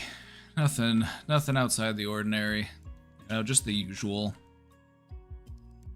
Just religious whack jobs, throwing bombs at each other. Just the same old stuff we've been doing for the last 1,000 years.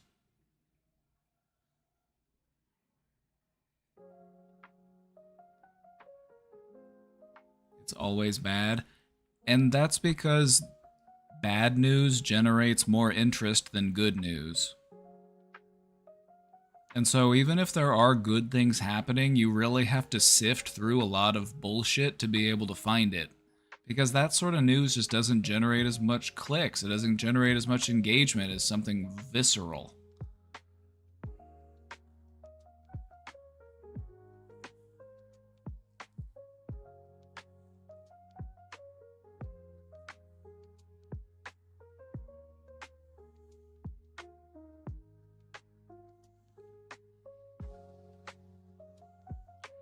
People I talk to never seem to know that they are paying attention to things that don't affect them, but maybe that's just my understanding.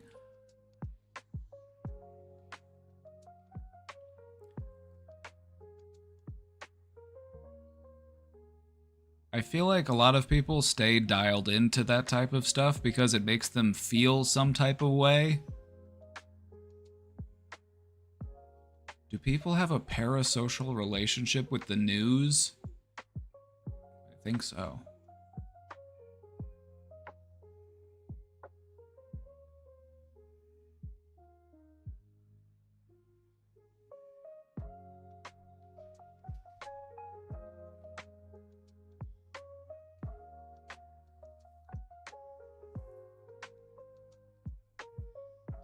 I want to hear good news. I want to hear that, you know, they're canceling student debt. I want to hear that they're making healthcare a public right. You know, I want to hear that housing will be affordable. I want to hear good news. I don't want to hear that we're gonna, you know, put more resources and human lives into violence and destruction. Because that stuff pisses me off.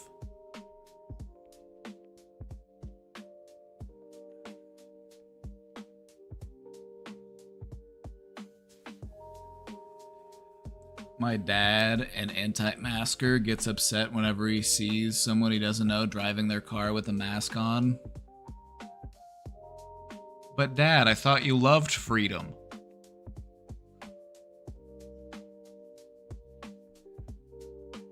Now, I may not agree with your choices, but I will defend to the death your right to make those choices. Because that's what freedom's all about. You want to wear a mask in the privacy of your own car? Good for you. If it makes you happy, go for it. It affects me in no way whatsoever. If I'm allowing it to make me upset, then I'm just looking for something to be upset about.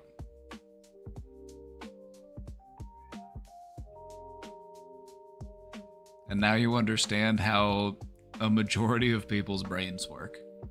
They're just looking for something to be upset about so that they don't have to think about the thing that's actually making them upset.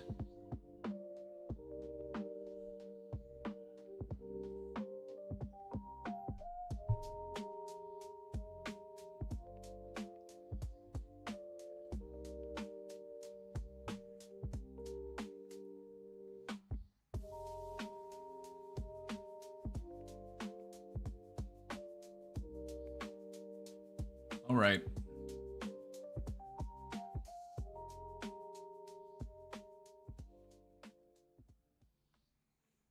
My dad is an idiot. He's constantly finding things to be upset about. He always blames Biden or the vaccine.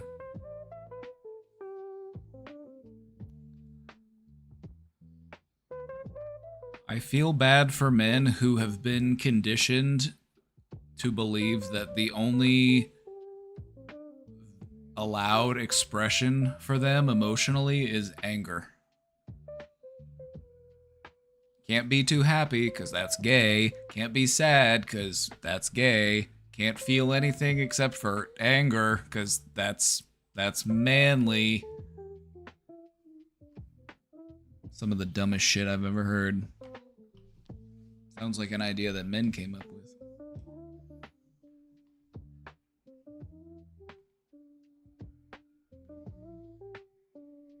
My dad isn't even a manly macho man, but he's still a victim of the patriarchy. Because all men are, except for, you know, the few that actually have wealth.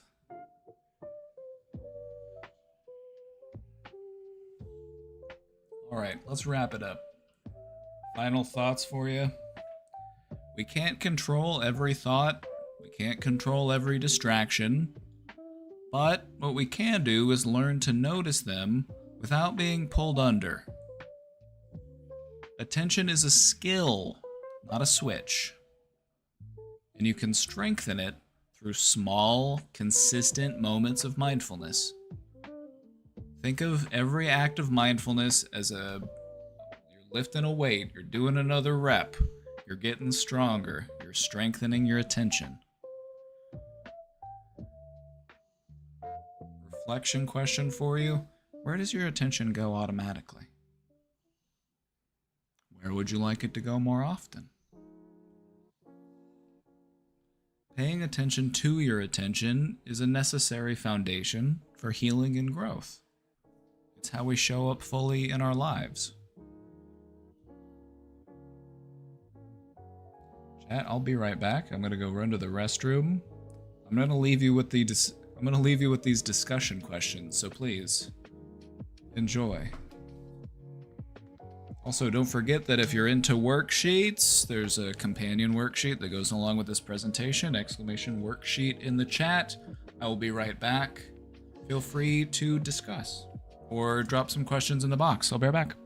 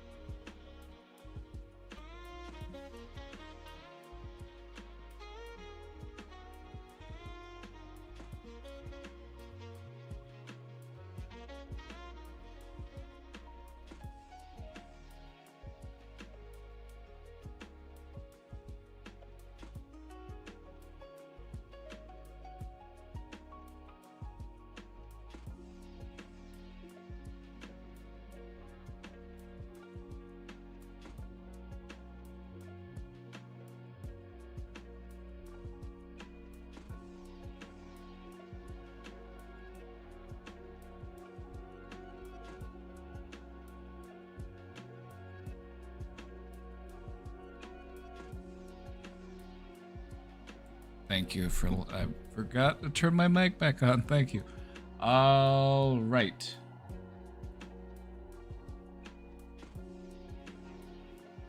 Thoughts, questions, comments, concerns?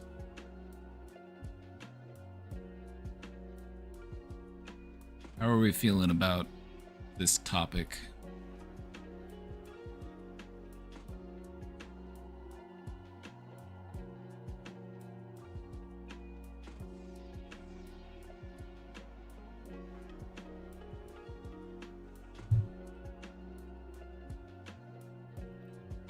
It's so hard when you work at a computer and distractions are just a click away. I think you're onto something there. You know, we live in a world where there's as many distractions as you could ever need right at your fingertips. And I think that's a good reminder that it's necessary to sometimes unplug. Hi, buddy. Hi, mister.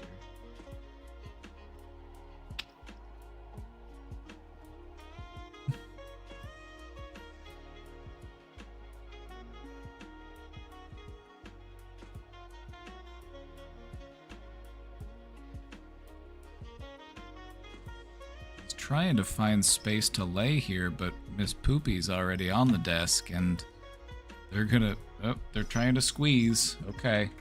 Let's see if we can make this work. Uh-oh. She said, get out of my face. Oh my goodness.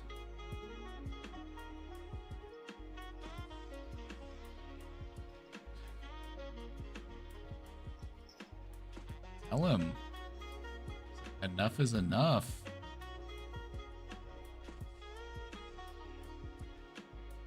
Get him.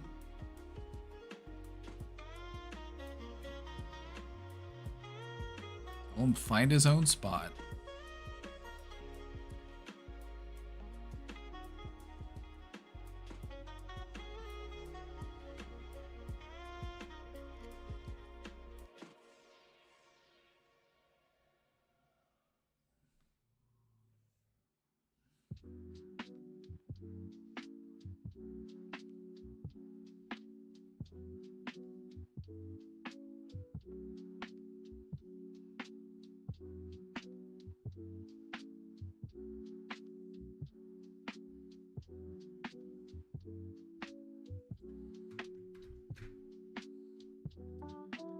Beaver, what's going on in that head of yours?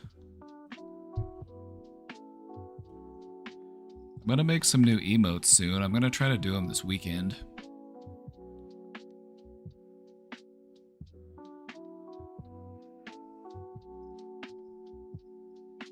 Oh, we'll see. Actually, I think I'm going down to the farm this weekend. I need to do some art. I've been meaning to do some art lately.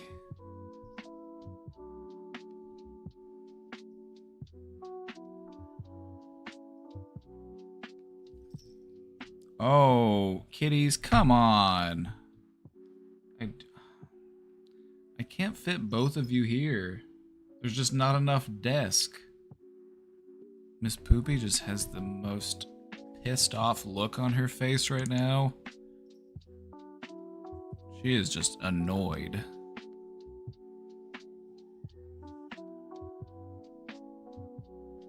I would be too.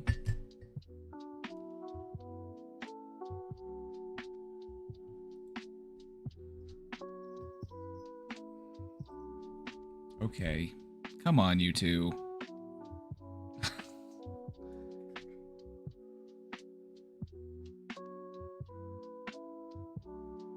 They're squished in.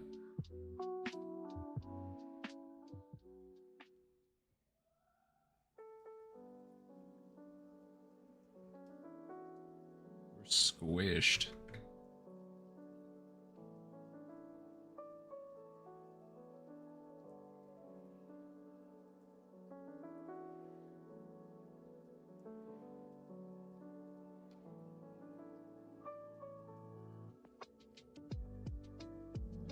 I I do web design, and I'm constantly trying to fight the corporation to create ethical designs rather than ones that prey on people's attention. Right? It's like going into advertisement. It's like, I want things to be exciting and enticing, but also fair. I don't want to feel like I'm manipulating people or misleading them. I want to use these powers for good and not for evil. I also had a worksheet, if you like worksheets, you know? A little worksheet for your attention, a nice little companion worksheet to go along with the presentation. It's worth extra credit.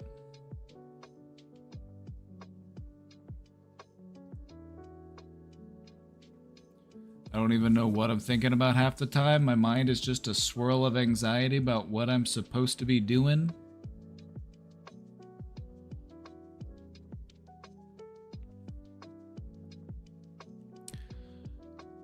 This is where grounding exercises can come in handy.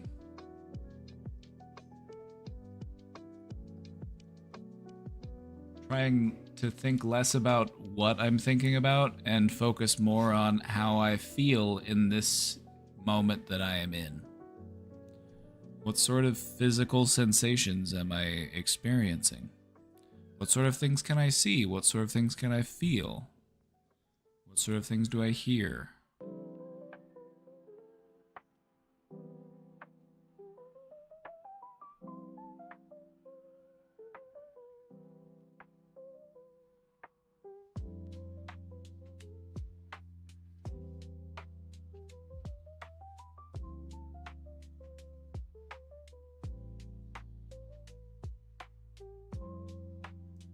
I think the thing about our brains, well, I think something really important to think about when it comes to our brains is, can they think too quickly? I feel like there's a sweet spot for thinking about things the right amount, not underthinking them and not overthinking them.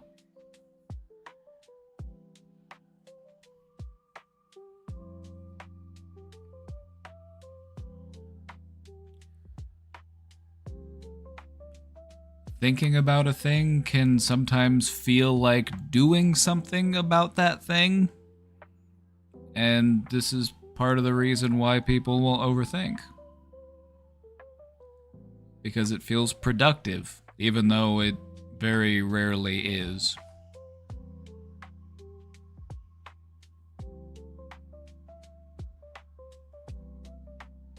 Just think about how it's okay to stop and take a break and to recenter yourself and to ground yourself and to just be in the moment. Because that can help you to be more aware. That can help you to be more productive than if you just kept trying to power through.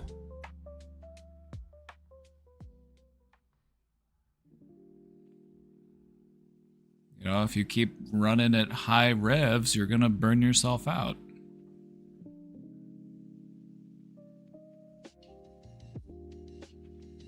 All right, we're going to jump back into the question box. I've got one question in there for now, but if you have a question, feel free to drop it in. We'll get right to it.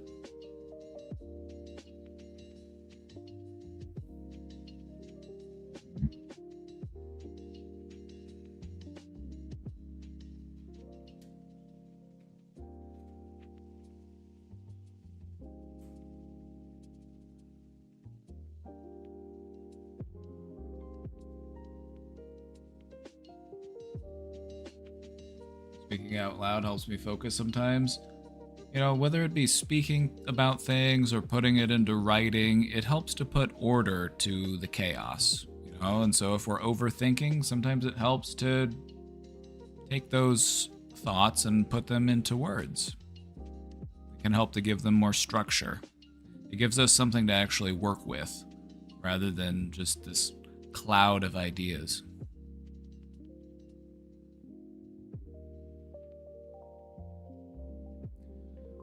I think I have a two-part question. My first thought was about depression versus oppression.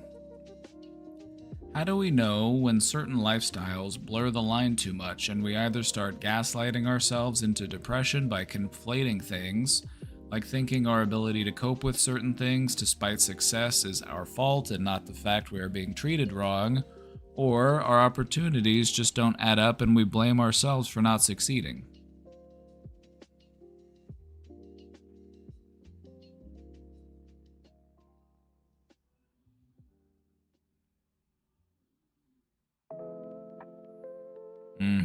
I need to read more.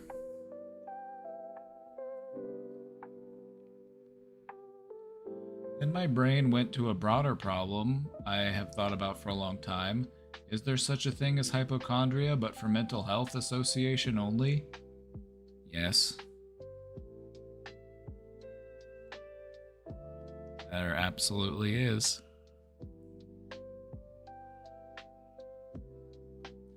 When you read about different mental health conditions, you start to draw parallels between the symptoms and your own experience.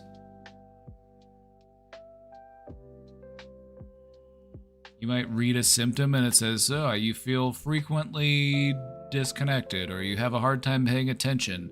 And then what does that make you do? It makes you think about those moments where you felt disconnected, makes you think about those moments where paying attention was difficult. But it might not necessarily mean that you have any type of disorder. It just reminds you of things that exist within your own life. Because the thing about most mental health symptoms is that they are things that people will normally encounter at different points in their life.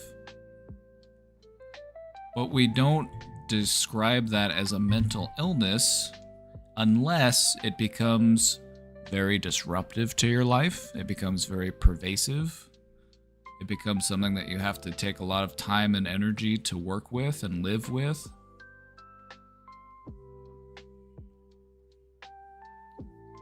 And so, yeah, you can learn about mental illness, you can read about symptoms, and then you can identify with those things. And yeah, it's kind of like hypochondria in that way. It happens to people when they're in school to learn about it. They start reading about these things and then they're like, huh, that sounds like some stuff that I've been through. When in reality, it's stuff that a lot of us go through. It's stuff that a lot of us experience from time to time. But it doesn't necessarily mean that it's a severe and persistent mental illness.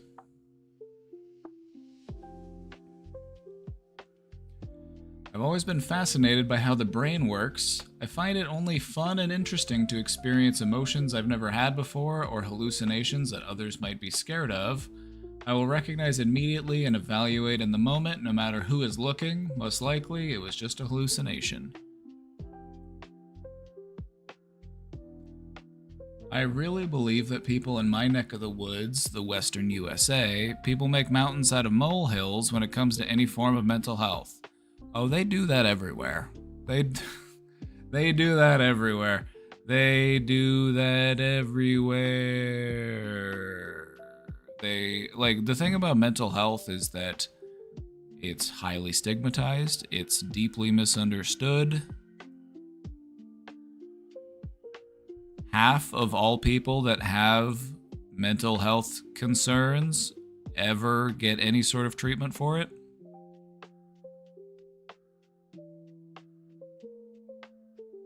Most people just try to ignore it or live with it or, find ways to distract themselves from it.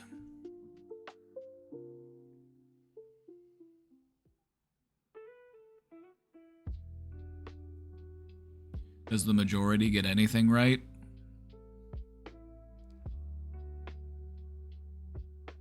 Sometimes. But what you'll find is that when you live life by committee, everything feels like a Marvel movie. When you just go with what the majority wants all the time, things get kind of bland. feel like there's a huge percentage of people who even doubt their own doubt, lol. Oh yeah. We have a very hard time validating our own feelings and emotions. You know, for a really long time, people thought that trauma wasn't something that they could have because they didn't go to war. I never seen anybody get blown up. You know, I didn't lose anybody who got hit by an RPG when they were riding around in a tank. You know, I never knew anybody who stepped on a landmine.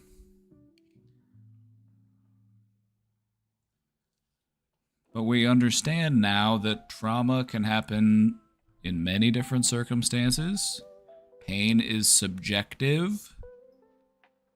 How a person responds to and is affected by painful experiences is subjective to that person. And that's something that's really important to remember. Some people can have things happen to them and they're very resilient. They're able to keep going. It doesn't really seem to affect them all that much. Other people, it might be a bit more disruptive. It might be something that they need to work through a little bit more intently. Nothing wrong with it, just the way they are.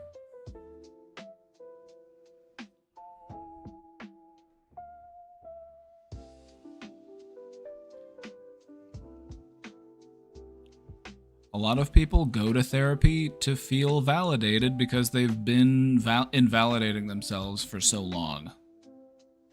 You know, I shouldn't feel this way. You know, we find ways to, make it feel like, oh, I can't be that bad. Other people must have it worse, or I'm not suffering enough to deserve help. Well,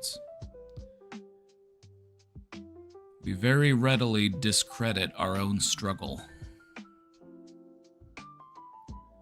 People focus on the things we should be overcoming, like fear, and ignore things that could help us, like compassion. It's basically a lifestyle here. Major systems and institutions are built from this thinking, and we aren't even progressive enough to move past simply questioning the method and what it originated from, as if the unadulterated knowledge itself would be insulting to the entire cause.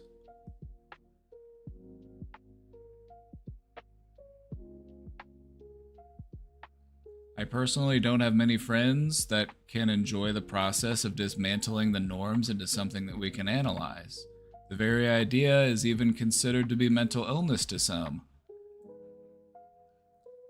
Yeah, taking time to ask why we do the things that we do is the antithesis of how a lot of people operate. A lot of people are just like, yeah, just don't overcomplicate things. Just don't ask too many questions. Just don't ask what's in the wagon, just grin and bear the yoke.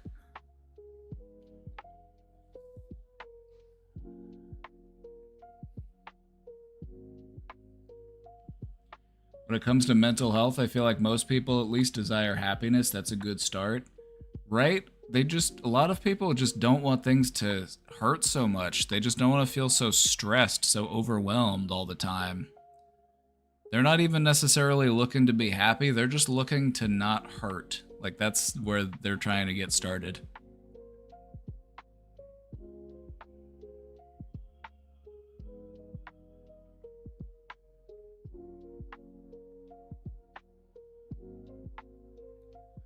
So, besides the fact that I've personally taken extra time to evaluate these things on my own, solely for my own benefit, I feel like I am still behind in my understanding of the first-person perception of these mental hurdles. So I tend to conflate mental health analysis. I'm not young, yet I'm still questioning which factors are associated to which illnesses, or is this all because my landlord kicked me out 5 years ago, because I lost my job and I've been simply struggling with that this whole time?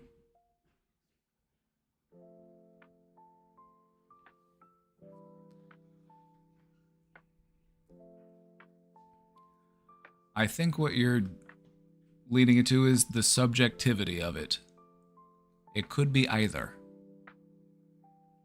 And sometimes it's not about finding the exact right answer for why I feel the way that I feel. It's about finding an answer that works for you. If I have self-doubt, Is it because of how I was treated at home? Is it because how I was treated at school? Is it a little bit of both? We don't necessarily need to understand the exact direct cause, which words were said that made us, feel that particular type of way, but it's about understanding the pattern and where I'm trying to go from here.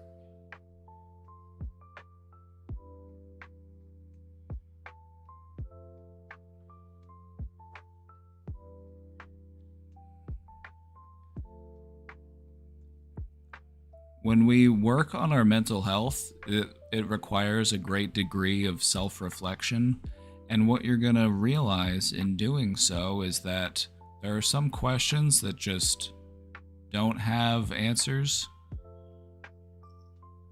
And sometimes you might find yourself wondering, am I even asking the right questions?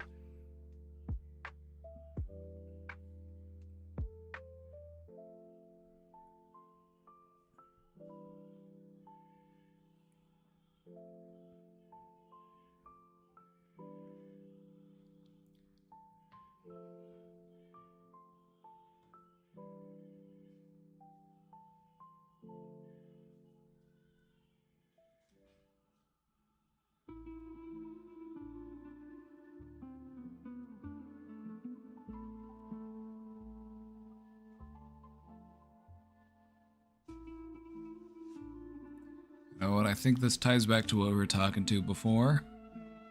There's a sweet spot between thinking and overthinking.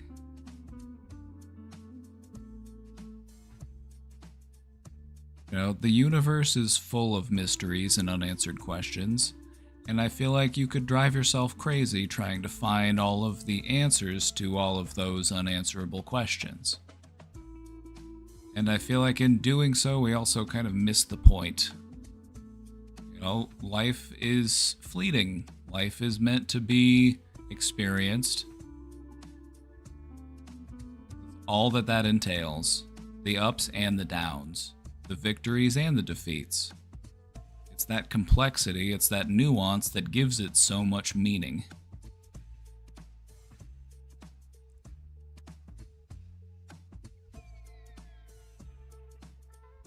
And I think some of the most important understanding to have is that I will not understand everything, but I don't have to.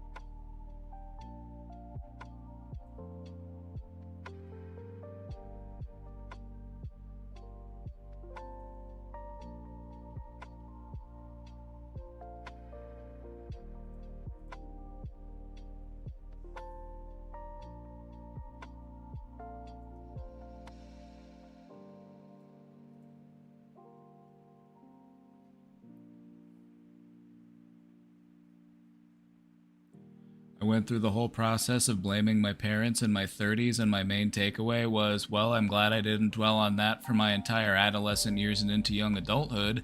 Now what should I evaluate?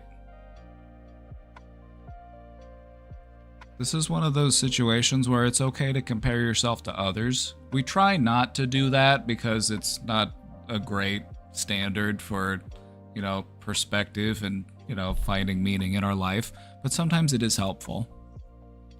There are circumstances in which it's okay to compare yourself to others, and I feel like in this, recognizing that some people never get over it. Some people let that stuff linger for their entire life. Some people carry that with them until the day they die. And so what can I do with what I've learned, what I've been able to process, what I've been able to understand, and what can I do to help myself, and what can I do to help others with my understanding?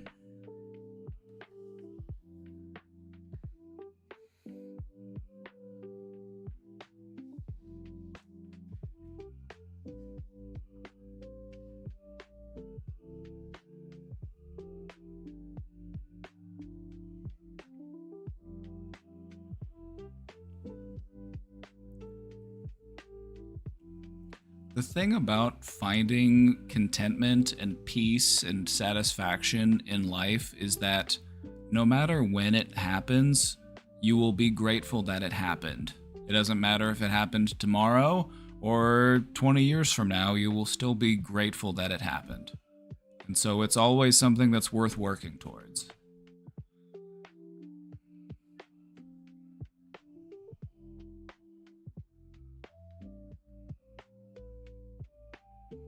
It was hard to wrestle with that reality, not having the lifespan to know everything or even experience certain things, like being able to experience a socialist world. I have to be content with making changes in the world now. You are planting trees for people far in the future. You are planting trees that you will never get to sit under to enjoy the shade.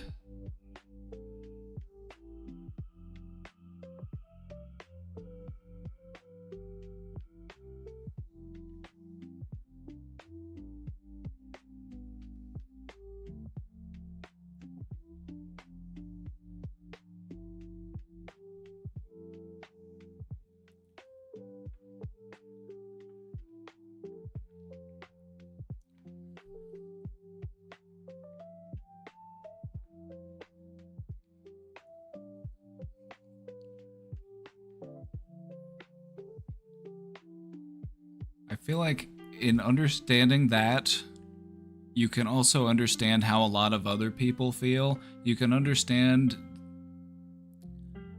a lot of these like narcissistic, end of the world, like doomsday cult type people. A lot of these people who are like, I want to be alive for the rapture, so let's go ahead and bring about the end of the world already.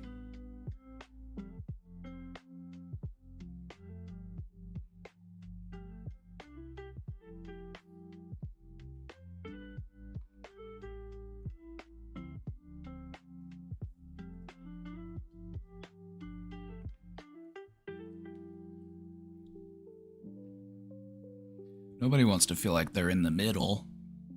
We want to, reap all the rewards, but do none of the work. Who wouldn't?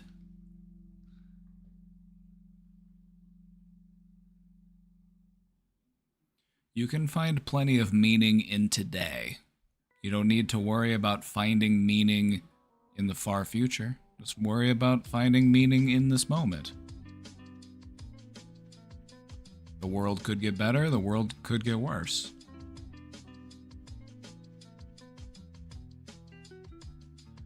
What are we going to do about it today? Gonna keep planting seeds.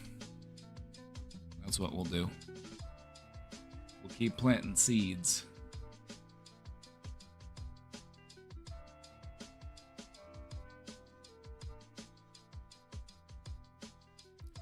Papa, can you tell us more about your personal experience with depression and medication? How did you get out of it? You don't have to answer if it's too personal of a question. I gotcha. I tried antidepressant medication for the first time. God, it's been a few years now. This was like 2017, 2018.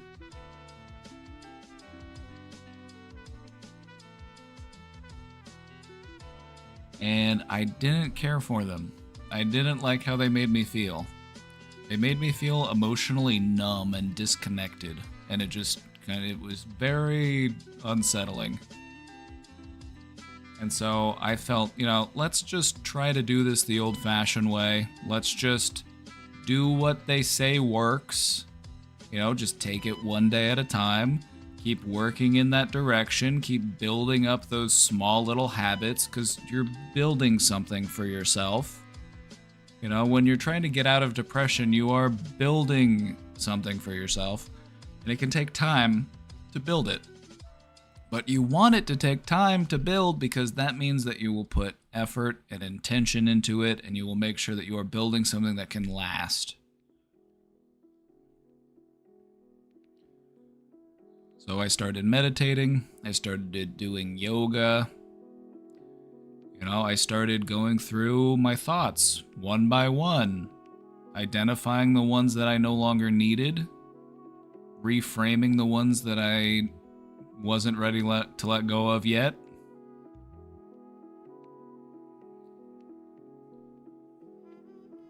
And I just kept visualizing.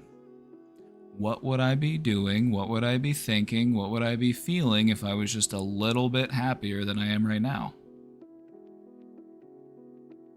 And then I just kept doing that every day. Kept taking those steps. And then what happens is one day as you wake up and you notice that you feel pretty good that day. And then you realize that it's been a while since I've thought those dark thoughts. I'm not sure when the last time I did was. Maybe it's been a few days, maybe it's been a few weeks, I'm not sure.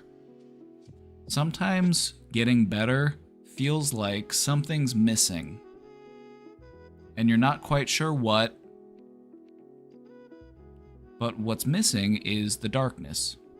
What's missing is those types of dreadful thoughts that you might struggle with. But you don't miss them, so you don't notice that that's what's gone.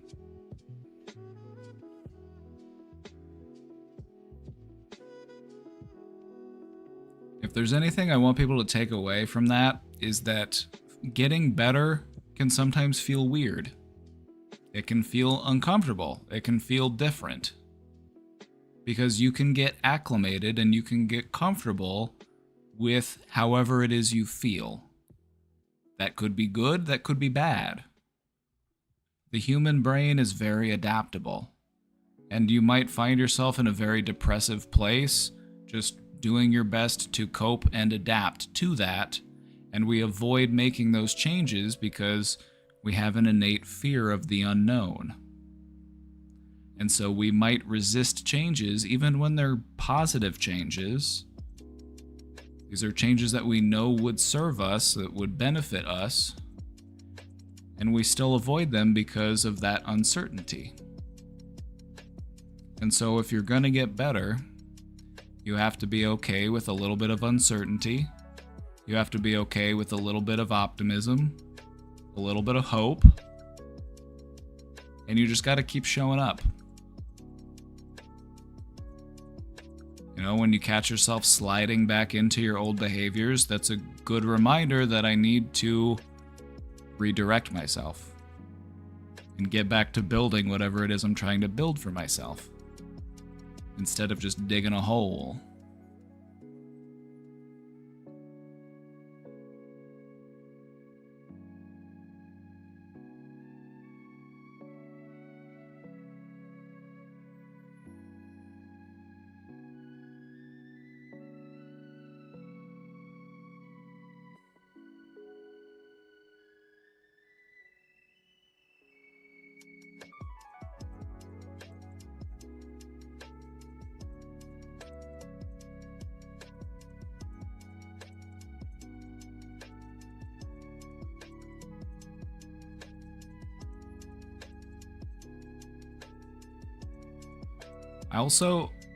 I found it a little bit more energizing and motivating to push back more against depression when I started directing my anger towards it instead of towards myself. Instead of getting mad at myself for being depressed, I got mad at the depression for doing what it was doing to me.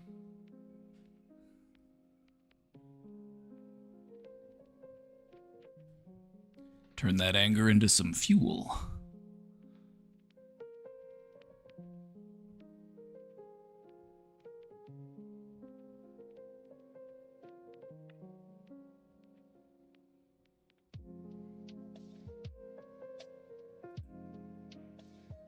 Hello, have you done any episodes on eating/weight gain, please? I'm on a positive weight loss journey at the moment. There's some ups and downs. Some ups, but mostly downs in a good way. But the urge of wanting to overeat never fully goes away.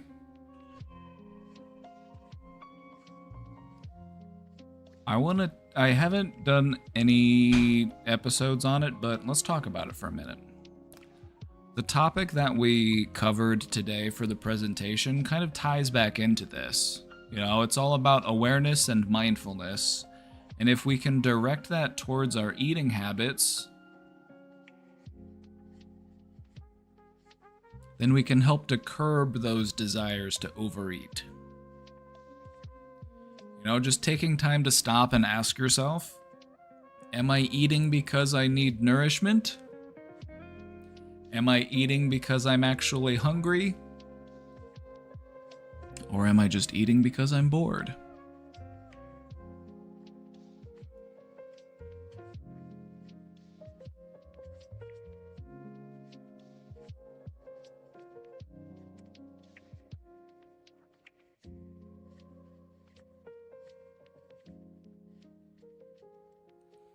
Also, whenever we apply mindfulness to our eating, we can actually start to notice when we are getting full, and then we can stop and allow our mind to catch up.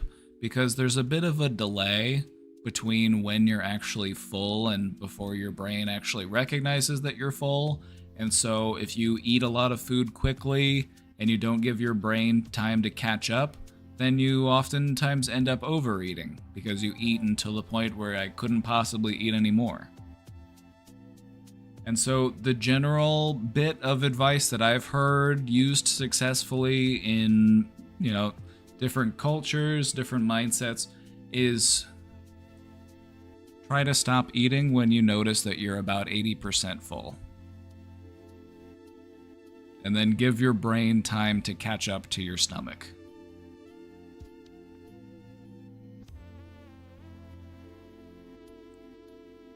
You know, if we find ourselves overeating, it can also be helpful to remove distractions while we're eating. We tend to eat less if we're just primarily focused on eating rather than eating while doing something else. You know, if we're eating and watching something or eating and, you know, scrolling on our phone, we tend to end up overeating.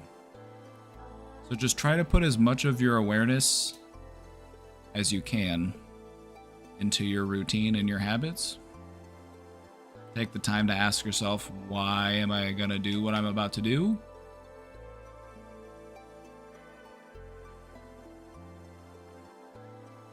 Also, it can be helpful to try to work in some foods that are a bit more satisfying, nutrition-wise.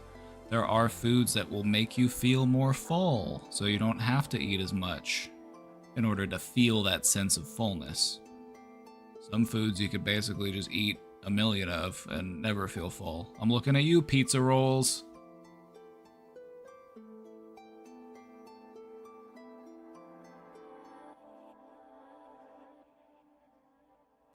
I honestly swear, I feel like I could eat 150 pizza rolls.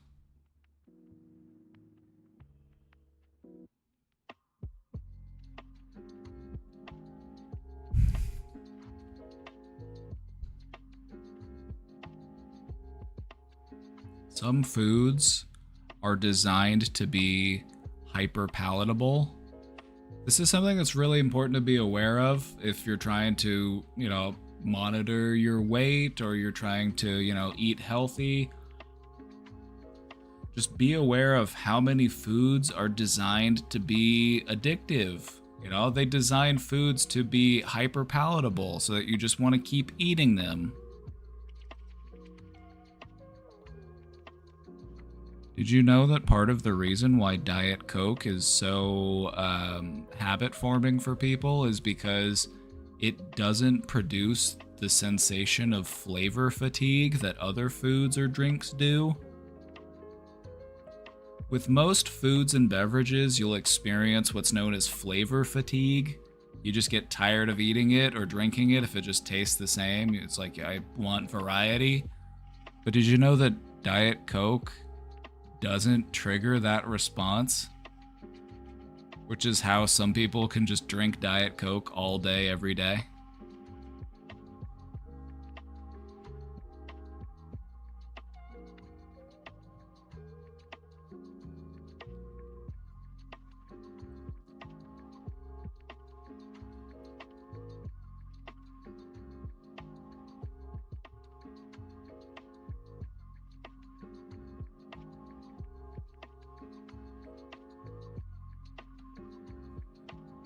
But anyway, also drink more water. You know, if you're trying to feel more full and you're trying to eat less, you're trying to not overeat, drink more water. The brain will sometimes misinterpret thirst signals as hunger signals, and so sometimes you'll eat something when in reality you should just be having a nice cup of water. Anyway, that's most of what I know about that, so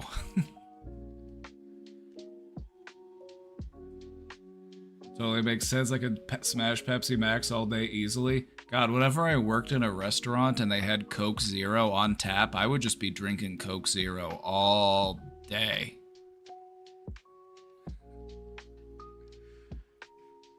I would just be drinking Coke Zero all day.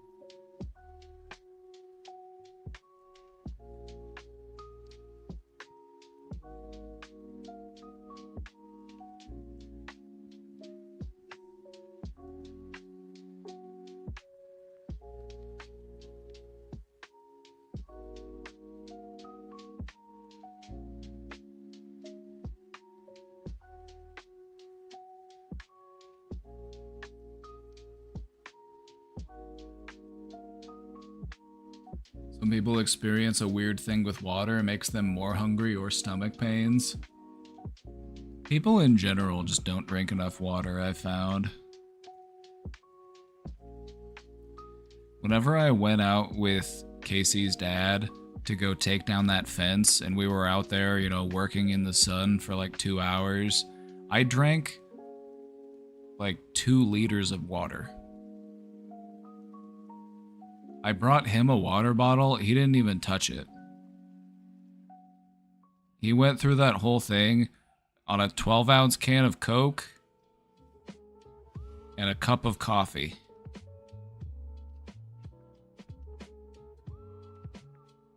Like, I was trying to get him to drink water. I'm like, I was trying. I don't know, man.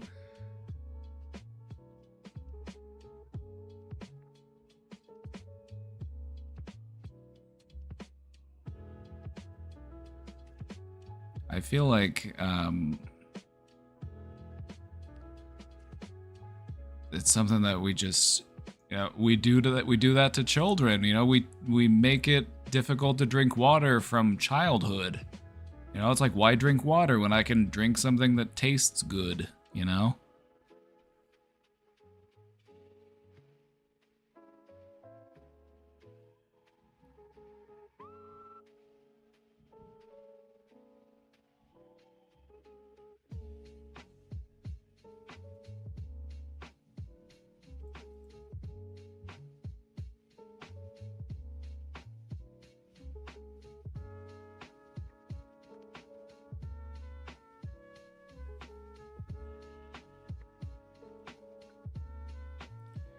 What can I do to stop myself from feeling like the world is ending due to romantic rejection? I have BPD, I'm medicated and much better than I used to be, but I can feel myself spiraling. Alright, what are your coping skills? It's time to go back. Alright, what are our coping strategies? What sort of stuff have we learned in treatment? What sort of stuff have we, you know, like, now is the time to use those skills. Do I need to distract myself? Do I need to take time to pause and reflect? Do I need to redirect? Do I need to reframe? Do I need to go for a walk? Do I need to talk to somebody about it? Do I need to do all of the above?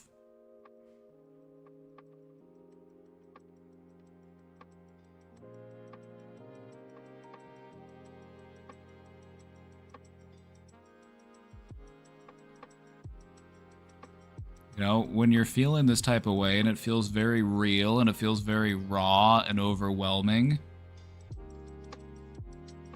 that's when we want to practice our coping skills. What can we do to take some time for some good self-care? If we feel ourselves spiraling, we need to throw ourselves a life preserver.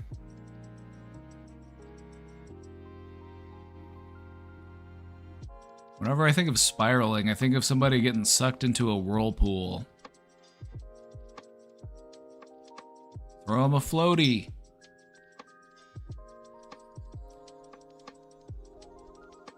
Practice that mindfulness. Take a step back from your thoughts and recognize the pattern that you're in, and try to think of a different way to redirect that pattern.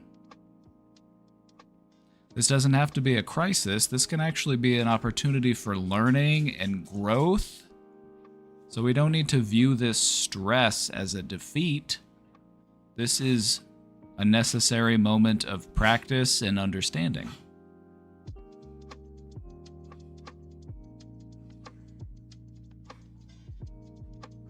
How we respond to this hurt is how we direct our healing.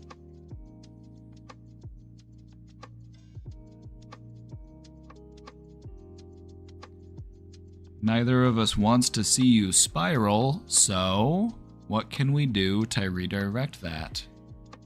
Do we understand that pattern of behaviors? Do we understand our old ways of thinking?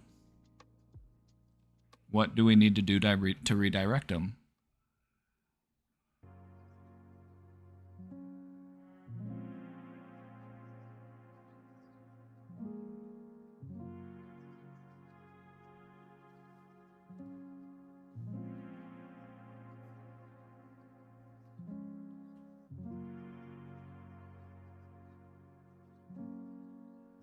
This moment of emotional overwhelm will pass. This will pass and things will get better and we will feel better. But we need to be sure that we're not picking at our wounds and preventing things from healing.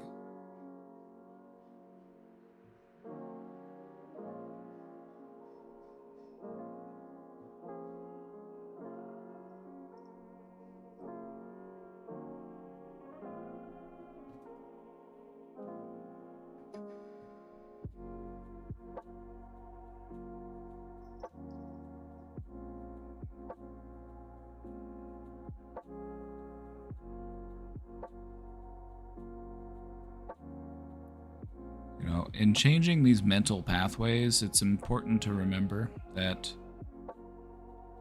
I don't have to spiral out. I don't have to crash out. I can redirect myself. I am the one in the driver's seat.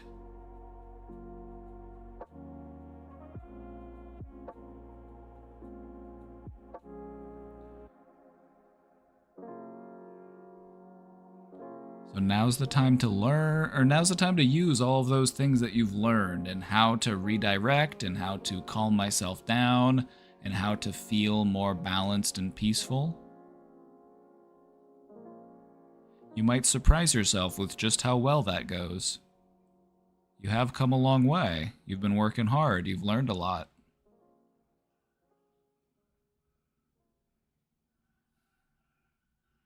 So the crash out is not inevitable. We can course correct. We can steer the ship back towards safety. We don't have to drive it straight into the whirlpool. So who or what will help you to make that happen? I can, of course, focus on my own thinking. I can focus on my body, my breathing, and I can do all of those things to make myself feel grounded and peaceful and comfortable in those ways. But what else? I want to try to attack this from every possible angle. I want to make sure that I'm leaning on my support systems. I want to make sure that I'm talking to people who are understanding and supportive, who make me feel better. I want to take some time for some good self-care. I want to take time for my hobbies. I want to take time to go outside.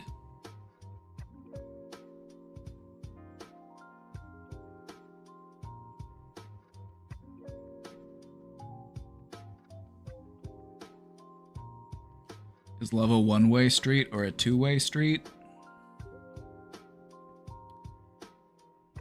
Love is a parking lot. There are directions that you're supposed to drive, but in reality, you can kind of just go where you want to.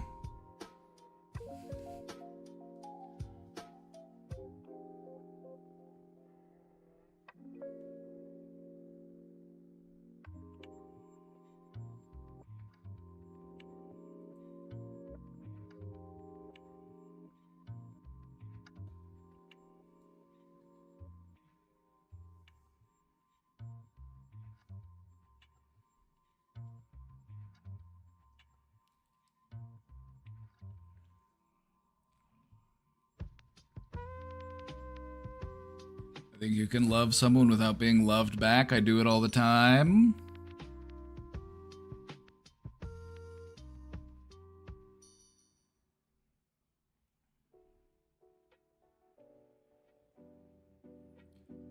You already know I'm gonna redirect that into self-love.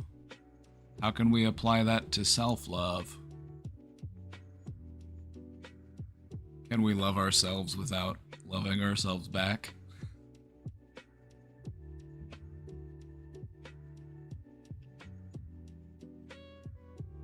The answer is yes.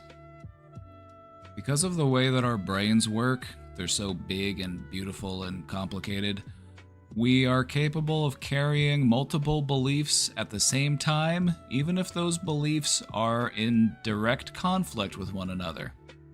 You can love yourself and hate yourself at the same time.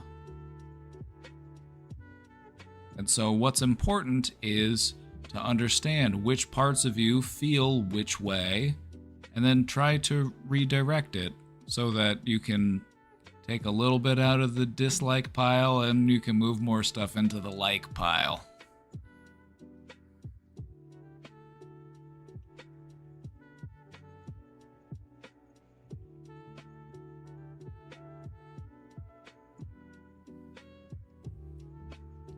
These cats, they're making it work. They're knocking my keyboard off the desk, but they're making it work somehow. They're just cuddling up here very cutely. That big head.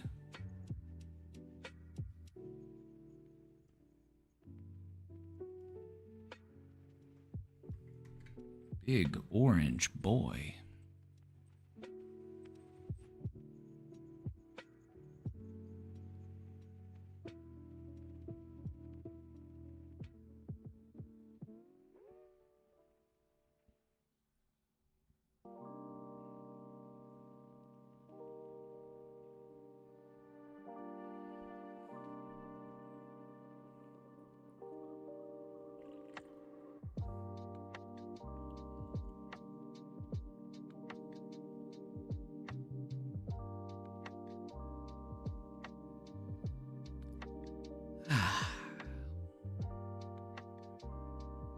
The thing about, since we were answering that question, we were talking about BPD. The thing about BPD is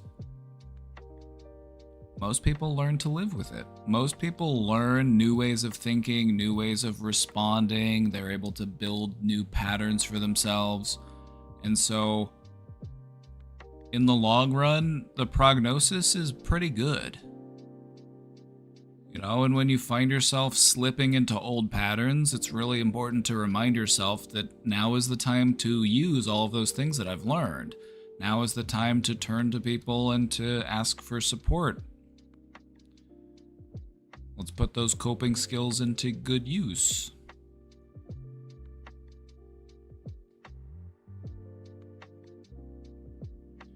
Is Newton doing better? Oh, he's doing a lot better.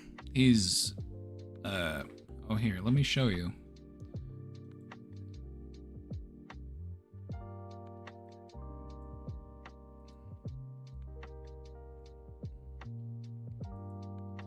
Let me show you. He fell out of the tree and he hurt his back leg, but he's better now.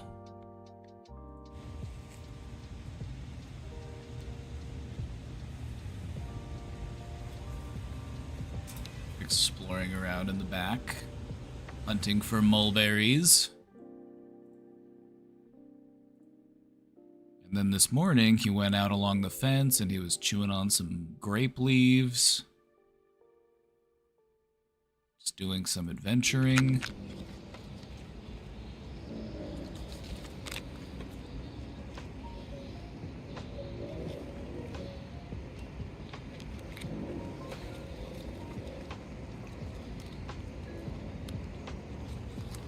This is a wild grapevine.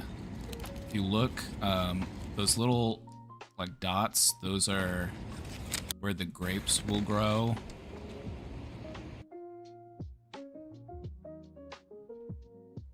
He looks fine, though. Oh, yeah, he's all better. He's fine now. He was having a hard time, like, for a couple days. He was kind of, like, limping around a little bit, but he's all right now. He's back to running and jumping, and he'll like hang from the, yeah, like he's fine. My boy landed on his butt. He landed on his butt, and I think he probably got a good bruise, but he's back to it. I felt really bad for him, but then I remembered, I'm like, squirrels have been falling out of trees for thousands of years. They're probably pretty well equipped for it. He did some, like, acrobatic shit when he was falling, and he, like, landed on his butt.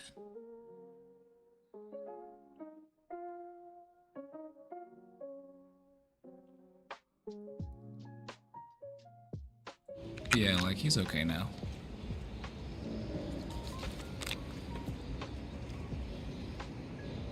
I uploaded this video to TikTok. Hold on, I want to show you. I want to show you this real quick. Let's go to TikTok. God, I hate this website. I hate this platform. I hate TikTok. I hate that I can't go here without it just blasting some sort of sound in my face of something. Like, I don't know what this is. Like, what is this, Christmas? Get this out of here.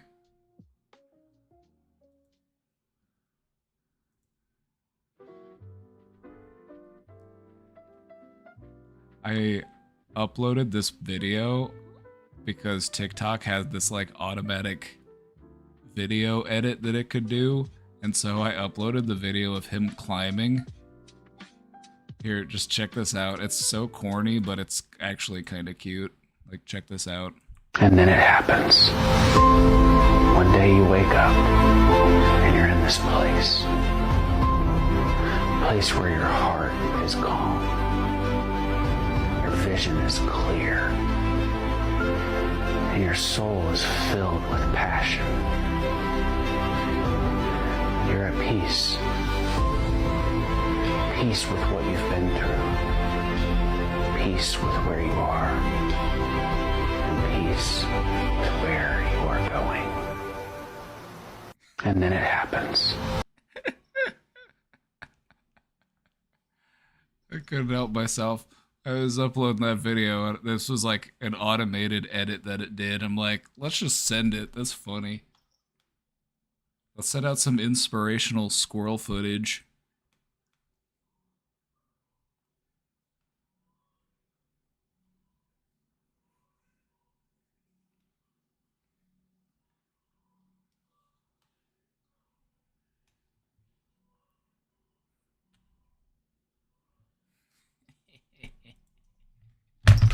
Oh, you finally knocked the keyboard off the desk, Cats. I hope you're happy.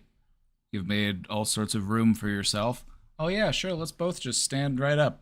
Just stand right up. I don't need to see the computer. I don't need to know what I'm doing here. Uh-oh. Miss Poopy got up, and then Beaver took the spot, and he's stretching out in it. He said, mm-hmm. Look at the size of him. God, he's just taking up the whole desk. Beavis, you don't even care, do you? You don't even care. He said, nope. He said, nope.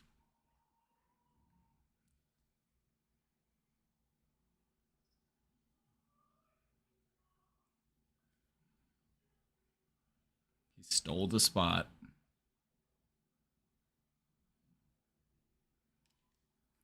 What's the process look like for his relief? Hope I'm not being insensitive, just curious.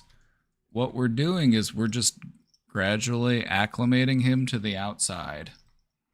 You know, he has like a nest set up where he can come in and go out, but we're just giving him some time just to make sure that he's acclimating well.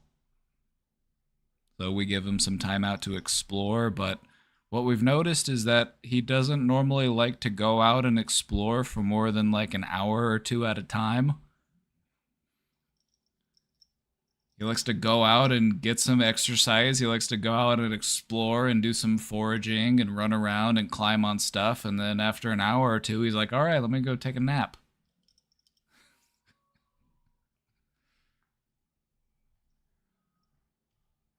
So, like, we open the doors for him, and, like, he can go out if he wants to, but he kind of just likes to come back.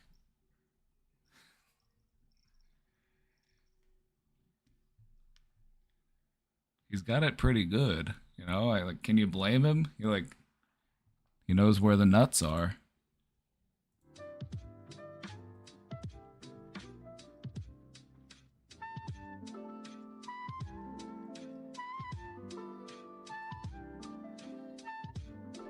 He knows where to find the good snacks.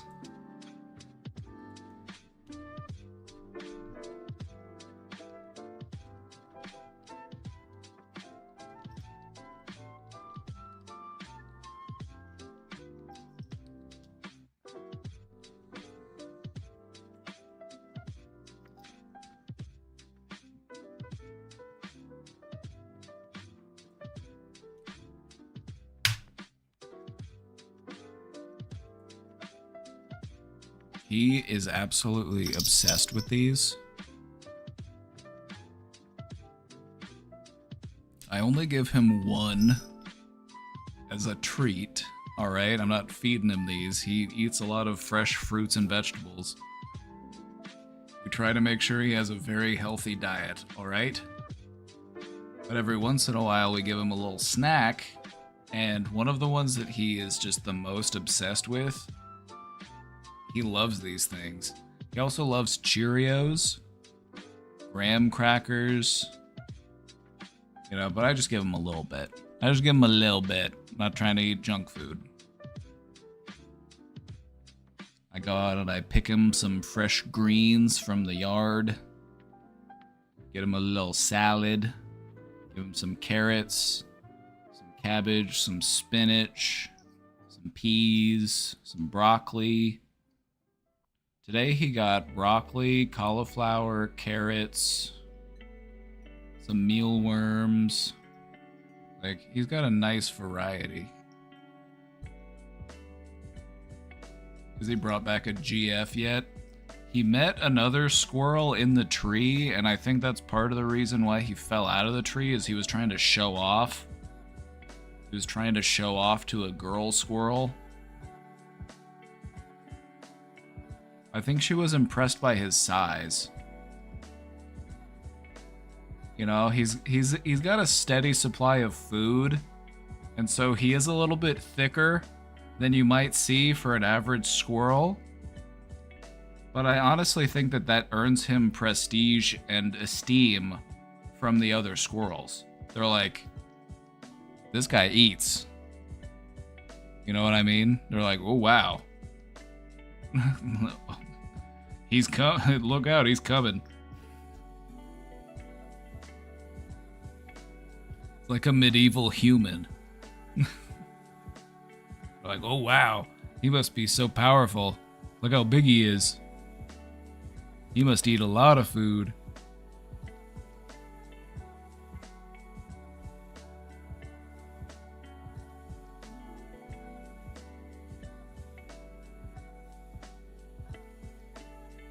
They're so like humans. It's true. He also gets flavor fatigue. He likes to switch up the foods that he eats. He won't just eat one food forever. He likes to switch it up. I think it's just, there's so much to relate to.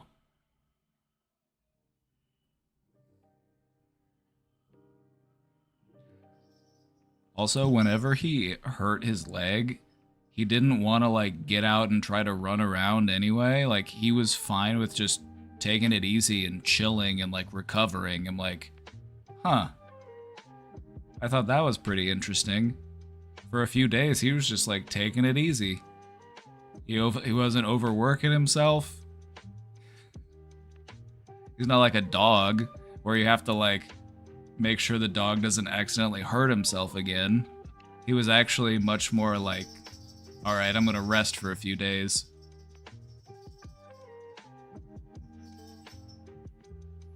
See if he gets flavor fatigue from Coke Zero. Yeah, I put some in his water bottle and he's addicted to it now.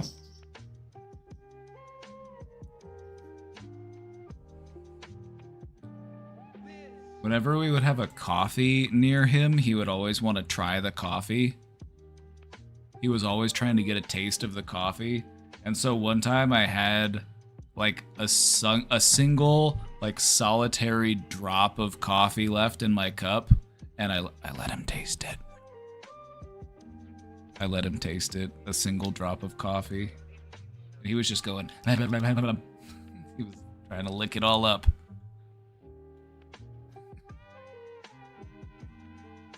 Like, that's it for you, mister. You're already wired enough.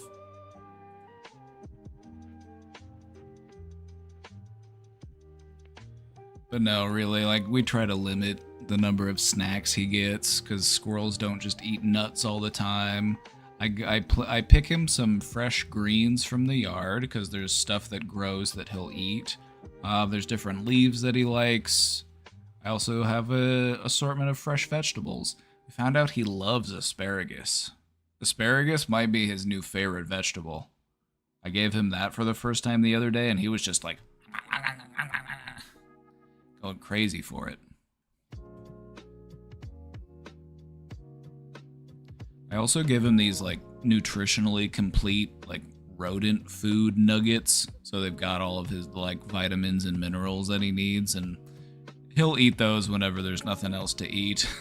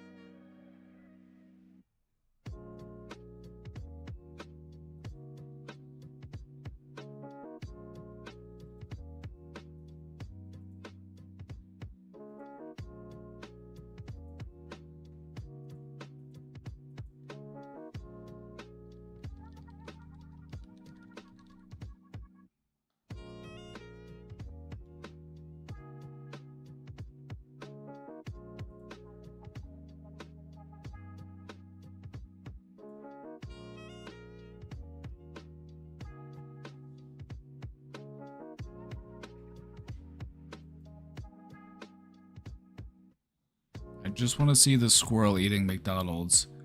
I don't want to see your reaction to it. Just look at him go. I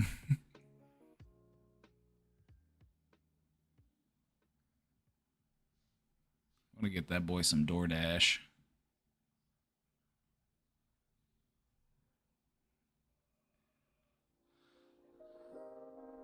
Well, TikTok is officially cringe now because all of these replies are from brands. The top replies are from DoorDash, Walmart,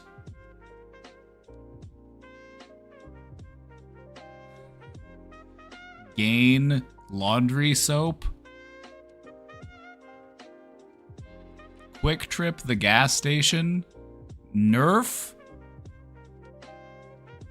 Cheez-It. Oh, can't forget the official account for Kraft Singles.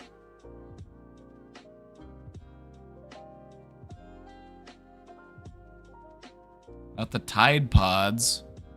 Oh my god. Well, TikTok's over.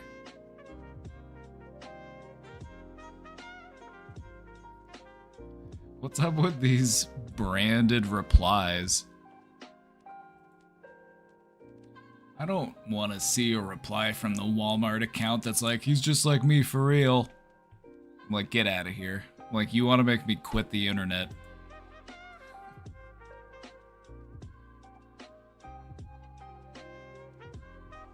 I think one of the most cringe things happening on the internet right now is the humanification of brands. I don't want brands looking at my posts. I don't want them responding or replying to my posts. I don't want them acting like they're funny. I just want a functioning society, okay? I don't care about the memes that they post. I just want things to work.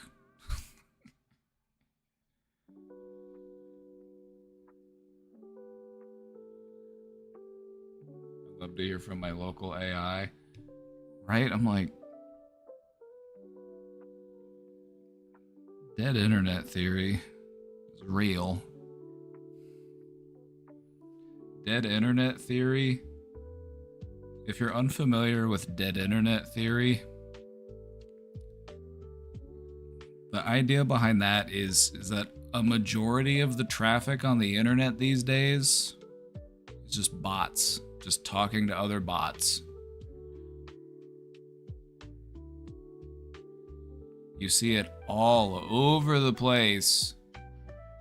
Some random account that was started a week ago and it's got 2 followers and they're posting some politically charged stuff, and this just feels like this is either a bot or this is, you know, a troll.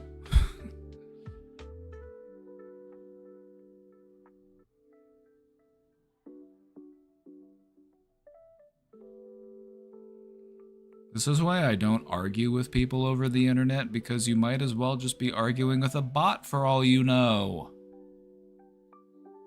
Like, so if you just see somebody posting some unhinged shit in the comments, it's just like, just assume that they're probably a bot. Or they're trying to just, you know, engagement bait. I don't know. The internet used to feel more human, and now it just feels so commercialized and so hollow. I don't know. I don't know.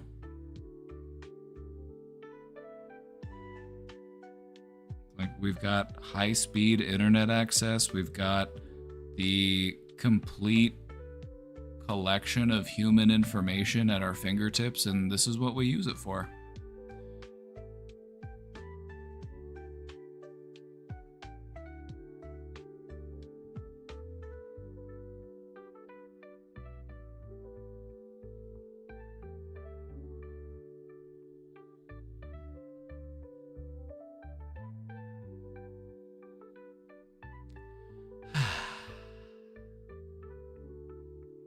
Well, chat, we're caught up with the questions for now, so how are you doing?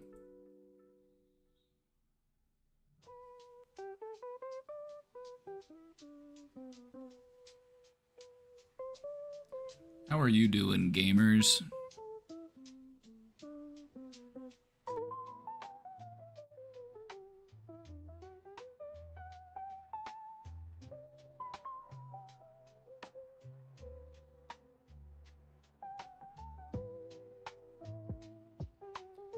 Thoughts on today's presentation?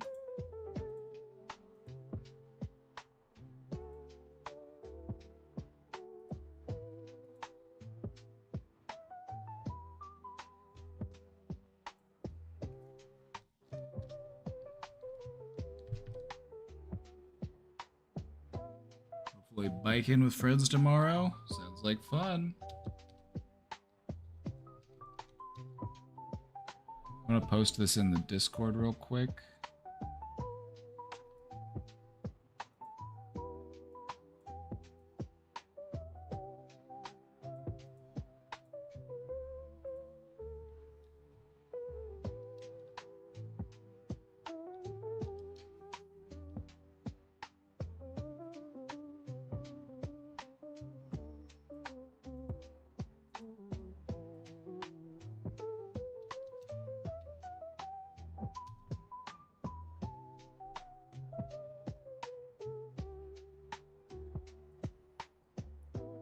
Went ahead and posted this in the Discord here.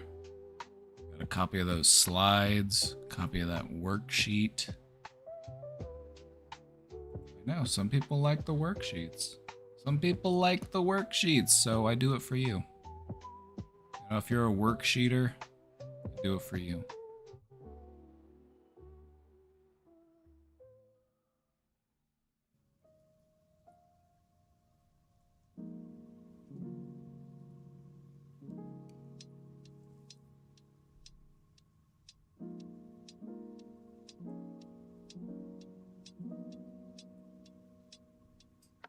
Anyway, I think today's presentation should be very useful for people.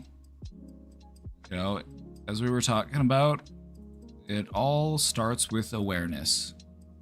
You know, important foundation for healing and understanding. Your awareness is a strength. It's important to be mindful of the things that are sapping your awareness. The things that are distracting you, the things that are calling your attention away. You know, the more we pay attention to where we're paying attention, the more we learn to focus on what actually matters.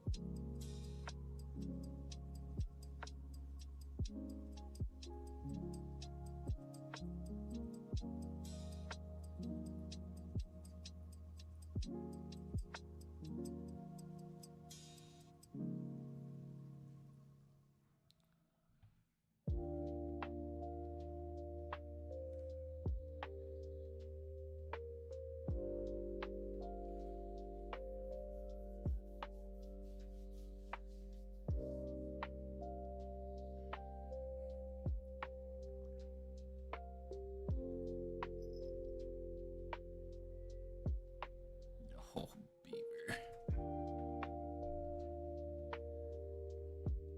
Beaver, I can't get anything done when you're laying on my desk. You're just too cute.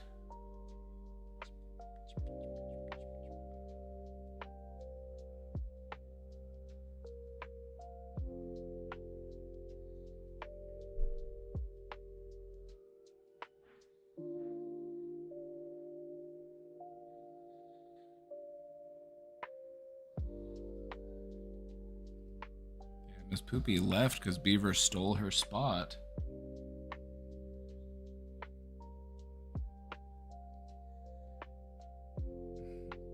Beep beep beep beep beep beep beep beep beep beep beep beep beep beep beep beep. Send him Morse code. Beep beep beep beep beep beep beep beep beep beep beep.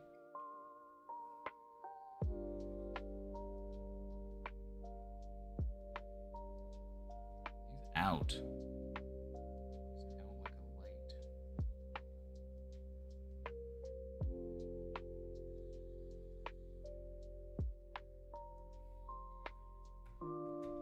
Napping hard.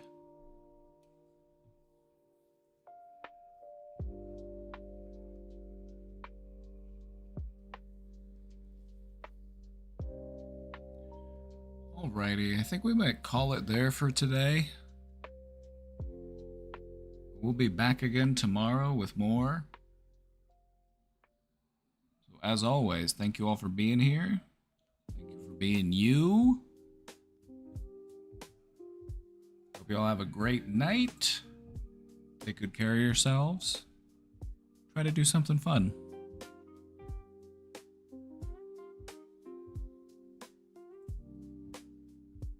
Thank you all. Thank you all for being here. Thank you for hanging out. We'll see you all again next time.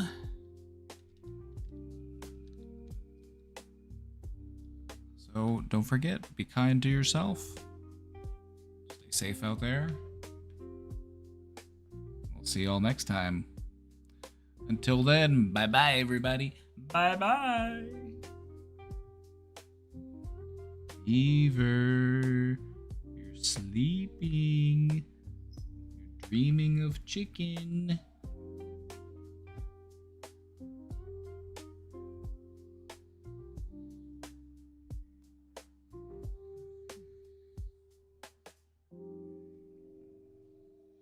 Now he's grabbing my arm. He's not gonna let me go. He's cuddling me. Uh-oh. I guess I'm stuck here. Dirt or Bust, thank you for the 4 months. Have a great night, everybody. I'll see y'all tomorrow. Bye-bye.